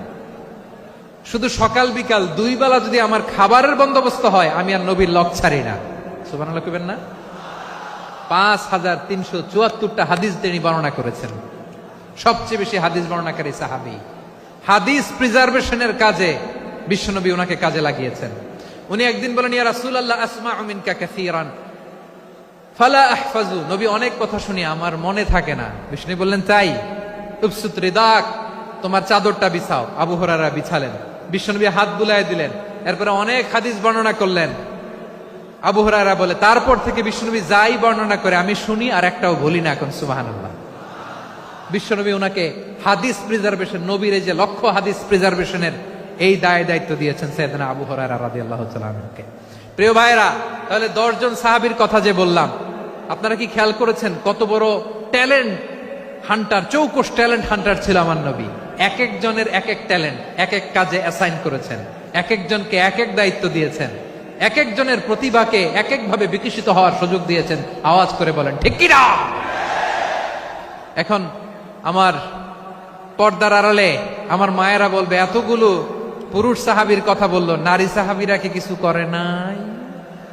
হ্যাঁ, একজন নারী সাহাবীর কথা বলে মোনাজাত হবে, দোয়া ছাড়া কেউ যাব না। রুফাইদা আল আসলামিয়া রাদিয়াল্লাহু তাআলা আনহা, ওনার বাবার নাম সাআদ আল আসলামি। বিশ্বনবী কি খেয়াল করলেন দেখেন, সাআদ ছিল মদিনার বড় ডাক্তার। এই নারী সাহাবী রুফাইদা বাবার কাছ থেকে চিকিৎসা বিদ্যা শিখেছেন। যখন শিখছে, বিশ্বনবী দেখলেন আমার তো প্রতি সপ্তাহে সপ্তাহে যুদ্ধে আহত সাহাবীদের সেবা দিবে কে? বিশ্বনবী রুফাইদাকে বললেন, রুফাইদা তুমি মসজিদে নববীর পাশে একটা মেডিকেল ক্যাম্প করো। এই যে সাকিনা আদ্দিন মেডিকেলের আমার ছাত্রী বন্ধুরা, শুনে রাখো, তোমাদের আইকন হচ্ছে এই রুফাইদা আল আসলামিয়া। বিশ্বনবীর ডিরেকশন অনুযায়ী তিনি মসজিদে নববীর পাশে একটা মেডিকেল ক্যাম্প করলেন এবং আহত সাহাবাদের চিকিৎসা উনি ওনার টিম নিয়ে দিতেন। বিশ্বনবীর পরামর্শে উনি আনসারি এবং মুহাজির মহিলা সাহাবীদেরকে নিয়ে একটা স্পেশাল মেডিকেল টিম গঠন করলেন। খায়বার যুদ্ধে 7ম হিজরিতে যখন বিশ্বনবী যায়, উনি ওনার টিম নিয়ে আসলেন, বললেন, ইয়া রাসূলুল্লাহ আমরা তো তলোয়ার চালাতে পারি না, আমরা তো তীর মারতে পারি না, আপনি যদি অনুমতি দেন খায়বার অভিযানে আমি আমার টিম নিয়ে মেডিকেল টিমের সেবাটা সার্ভিসটা দিতে চাই। পড়েন সুবহানাল্লাহ। বিশ্বনবী অনুমতি দিলেন, যোদ্ধা সাহাবীদের সাথে রুফাইদা আল আসলামিয়া উনিও মেডিকেল টিম নিয়ে অগ্রসর হলেন। খায়বারের প্রতিটা আহত ইনজুর্ড সাহাবী যারা ইনজুরির শিকার হয়েছেন সবাই রুফাইদা আল আসলামিয়ার এই মেডিকেল ক্যাম্প থেকে চিকিৎসা সহায়তা পেয়েছেন। সুবহানাল্লাহ পড়েন। দেখেন কিভাবে বিশ্বনবী ট্যালেন্ট বাছাই করতেন। আপনি অবাক হবেন, বাহরাইনের মেডিকেল ইউনিভার্সিটিতে রুফাইদা আল আসলামিয়া মেডিকেল প্রাইজ অ্যাওয়ার্ড প্রতি বছর দেয়া হয়।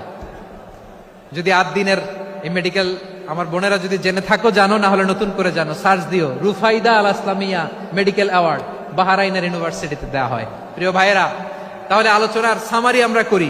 বিশ্বনবী যার যেখানে ট্যালেন্ট তাকে ওইখানে কাজে লাগাতেন। আওয়াজ করে বলেন ঠিক কিনা?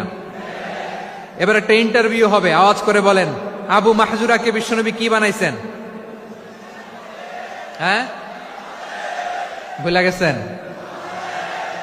সামনের চুলে হাত দিয়ে বিশ্বনবী কি সুন্দর গলায় আজান শিখালেন। মুয়াজ্জিন। যায়েদ বিন সাবিতকে একাডেমিক প্রজেক্টের দায়িত্ব দিয়েছেন, তিনি ছিলেন বিশ্বনবীর দোভাষী ব্যক্তিগত সচিব। Musab ibn Umair the first ambassador of Islam. Abdullah ibn Abbas উম্মার বড় শিক্ষাবিদ মুফাসসির।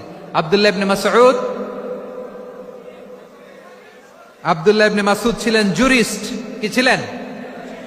জুরিস্ট ছিলেন, এই উম্মার সবচেয়ে বড় জুরিস্ট। খালিদ বিন ওয়ালিদ সেনাপ্রধান। হাসান বিন সাবিত,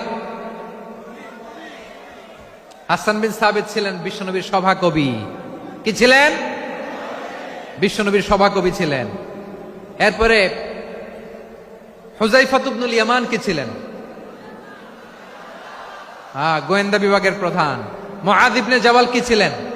সিনিয়র আমলা, ইয়ামানের গভর্নর। আবু হুরায়রা রাদিয়াল্লাহু তাআলা আনহু হাদিস প্রিজার্ভেশনের কাজ করেছেন। আর আমাদের রুফাইদা আল আসলামিয়া রাদিয়াল্লাহু তাআলা আনহা কি ছিলেন? নার্স ছিলেন, নার্স হয়ে মেডিকেল সেবা দিয়েছেন। প্রিয় ভাইয়েরা, পুরো আলোচনার যদি সামারি করি তাহলে বিশ্বনবী যেভাবে হিউম্যান রিসোর্সকে ম্যানেজ করেছেন, যার যেখানে প্রতিভা কাজে লাগিয়েছেন, আমরাও যদি করি আমাদের বাংলাদেশের চিত্র আমরা পাল্টে দিতে পারবো।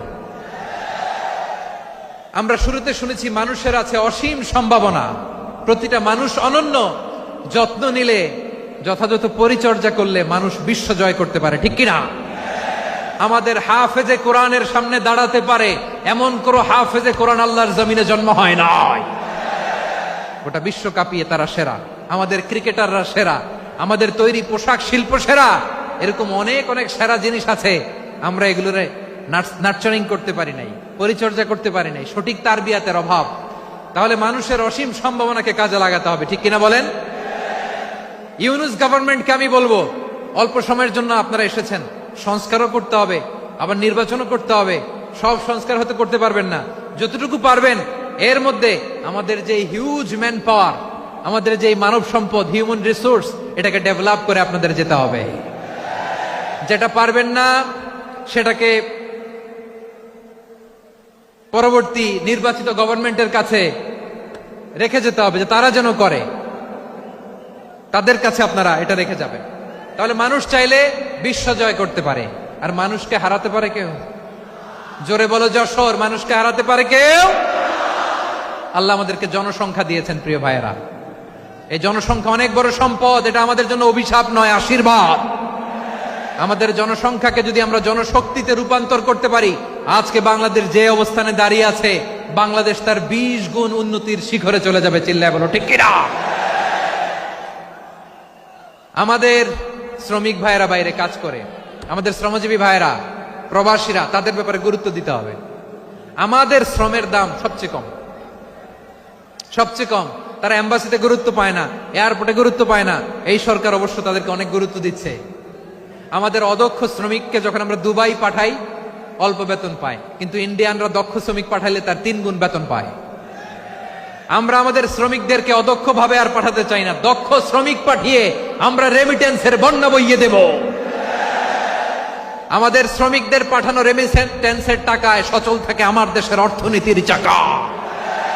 তাদেরকে সবচেয়ে গুরুত্ব দিতে হবে। আমরা পেয়েছি ফ্রিডম ফাইটার, মুক্তিযোদ্ধা, আর আমার প্রবাসী ভাইরা হচ্ছে রেমিটেন্স ফাইটার। জোরে বলো ঠিক কিনা? তাহলে আমাদের এই জনশক্তিকে জনসম্পদে ট্রান্সফর্ম করতে হবে, ঠিক কিনা বলেন? সরকার জনগণকে এভাবে পলিশ করতে হবে। মা বাবারা ছেলে মেয়েদের মধ্যে কার কোন যোগ্যতা তাকে ওইভাবে কাজে লাগাতে হবে। সবার এ প্লাস পাওয়ার কোনো দরকার নাই। আমাদের দেশে একটা টেন্ডেন্সি আছে, পরীক্ষায় এ প্লাস না পাইলে কই তুই কি করলি, পাশের বাড়ির ছেলে এ প্লাস পাইছে, যা ওর পা ধোয়া পানি খা। কি খা? তা আমি ভাবছি যে পা ধোয়া, এ প্লাস পাওয়া ছেলেদের পা ধোয়া পানির একটা পানির ব্র্যান্ড বানাইতে হবে, এরকম লেখা থাকবে এ প্লাস পাওয়া ছেলেদের পা ধোয়া পানি। খাওয়া নাই, এগুলার খাওয়া নাই। ওরে আল্লাহ এ প্লাস পাওয়ার জন্য বানাইছে, আর আপনার ছেলেকে এই এ প্লাস গুলারে নিয়ন্ত্রণ করার জন্য আল্লাহ বানাইছে। ওকে দিয়ে আল্লাহ কি করবে আপনি জানেনই না। একটা এ প্লাস, একটা এ গ্রেড একটা মানুষের জীবনকে ঠিক করে দিতে পারে না। আপনার ছেলেকে আল্লাহ অন্যদিকে যোগ্যতা দিয়েছে, ওদের মনোবল ভাঙবেন না। খবরদার, খবরদার, ছেলে মেয়েদের মনোবল ভাঙবেন না। যাকে দিয়ে যেটা হবে তাকে দিয়ে সেটা করতে হবে, তার প্রতিভাকে সেভাবে কাজে লাগাতে হবে। তাহলে বাংলাদেশ, আমাদের এই জনসংখ্যা জনসম্পদে রূপান্তরিত হবে। আমাদের সরকারের তত্ত্বাবধানে আমাদের 18 কোটি জনগণ দক্ষ জনশক্তিতে রূপান্তরিত হোক, আমরা চাই কি চাই না? আমরা ভালো মানুষ, শ্রেষ্ঠ মানুষ হতে চাই কি চাই না? ওই জাপানিজদের মতো সৎ, ওই ইউরোপিয়ানদের মতো কালচার্ড। আমাদেরকে আল্লাহ তাআলা কোরআন সুন্নাহ অনেক কিছু দিয়েছেন, যেহেতু বর্তমানে আমরা দেখছি তারা সৎ, তাদের মধ্যে ভ্যালু আছে, সেগুলো আমাদের মধ্যে আনার দরকার আছে না নাই? আর ইসলাম দিয়ে আমাদের জীবনকে সাজাতে হবে, ইসলাম দিয়ে আমার পরিবারকে সাজাতে হবে। ইসলাম থেকে, কোরআন থেকে প্রেসক্রিপশন না নিলে জীবন সুন্দর হবে না। কোরআন থেকে প্রেসক্রিপশন না নিলে সমাজ সুন্দর হবে না। কোরআনের প্রেসক্রিপশন না মানলে রাষ্ট্র সুন্দর হবে না। কোরআনের প্রেসক্রিপশন অ্যাপ্লাই না করলে শুধু দুর্নীতি দমন কমিশন দিয়ে দুর্নীতি বন্ধ করা যাবে না। এজন্য কোরআনের আইন আমরা চাই কি চাই না? প্রিয় ভাইয়েরা, হিউম্যান রিসোর্স ডেভেলপমেন্ট, মানব সম্পদের উন্নয়ন, আমাদের সরকার যেন এদিকে নজর দেয়। আমরা যেন এই ব্যাপারে যত্নবান হয়ে উঠি। যাকে আল্লাহ যে যোগ্যতা দিয়েছে, এই যোগ্যতা দিয়ে আমরা যেন ইসলামের জন্য, দেশের জন্য কাজ করি। আমরা যেন আমাদের স্কিল ডেভেলপ করি, আমাদের পটেনশিয়ালকে ডেভেলপ করি। মোরালিটি, ভ্যালিউজ নিয়ে শায়েখ আহমদুল্লাহ আলোচনা করেছেন, এগুলো দিয়ে যেন আমরা আমাদেরকে সাজাই। আল্লাহ তাআলা আমাদের দেশকে তুমি নিরাপদ করো, আমরা পড়ি আমিন। আল্লাহ আমার 18 কোটি জনগণকে তুমি জনশক্তিতে রূপান্তরিত করো, আমিন। আল্লাহ আমরা হাতে হাত রেখে, কাঁধে কাঁধ মিলিয়ে, ভাইয়ে ভাইয়ে যেন এই দেশকে গড়তে পারি, আল্লাহ তুমি তৌফিক দান করো, আমরা পড়ি আমিন।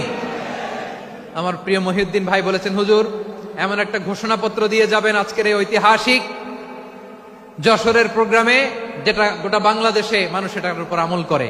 আমি যে কথাটা বলেছি এটাই, আসুন আমরা আমাদের জনসংখ্যাকে জনসম্পদে ট্রান্সফর্ম করি। আমাদের জনসংখ্যাকে আমরা যেন জনশক্তিতে রূপান্তরিত করি। জনসংখ্যাকে ট্রান্সফর্ম করে জনশক্তি দিয়ে আমরা যেন আগামীর বাংলাদেশ, স্বাধীন বাংলাদেশ 2.0 কে গড়ে তুলি। আল্লাহ তাআলা আমাদের সবাইকে কথাগুলো বোঝার, আমল করার তৌফিক দান করুন। এই জেনজি, ক্ষমা করে দিও আমাকে, অনেক ধমক দিছি, বকা দিছি। আল্লাহ তোমাদেরকে করুক, কবুল করুক, যশোরবাসীকে কবুল করুক, আদ দিনকে কবুল করুক, এই মেডিকেল কলেজকে কবুল করুক, ইসলামের জন্য বাঁধ ভাঙা এই জোয়ার এবং উচ্ছ্বাসকে আল্লাহ তাআলা কবুল করুক।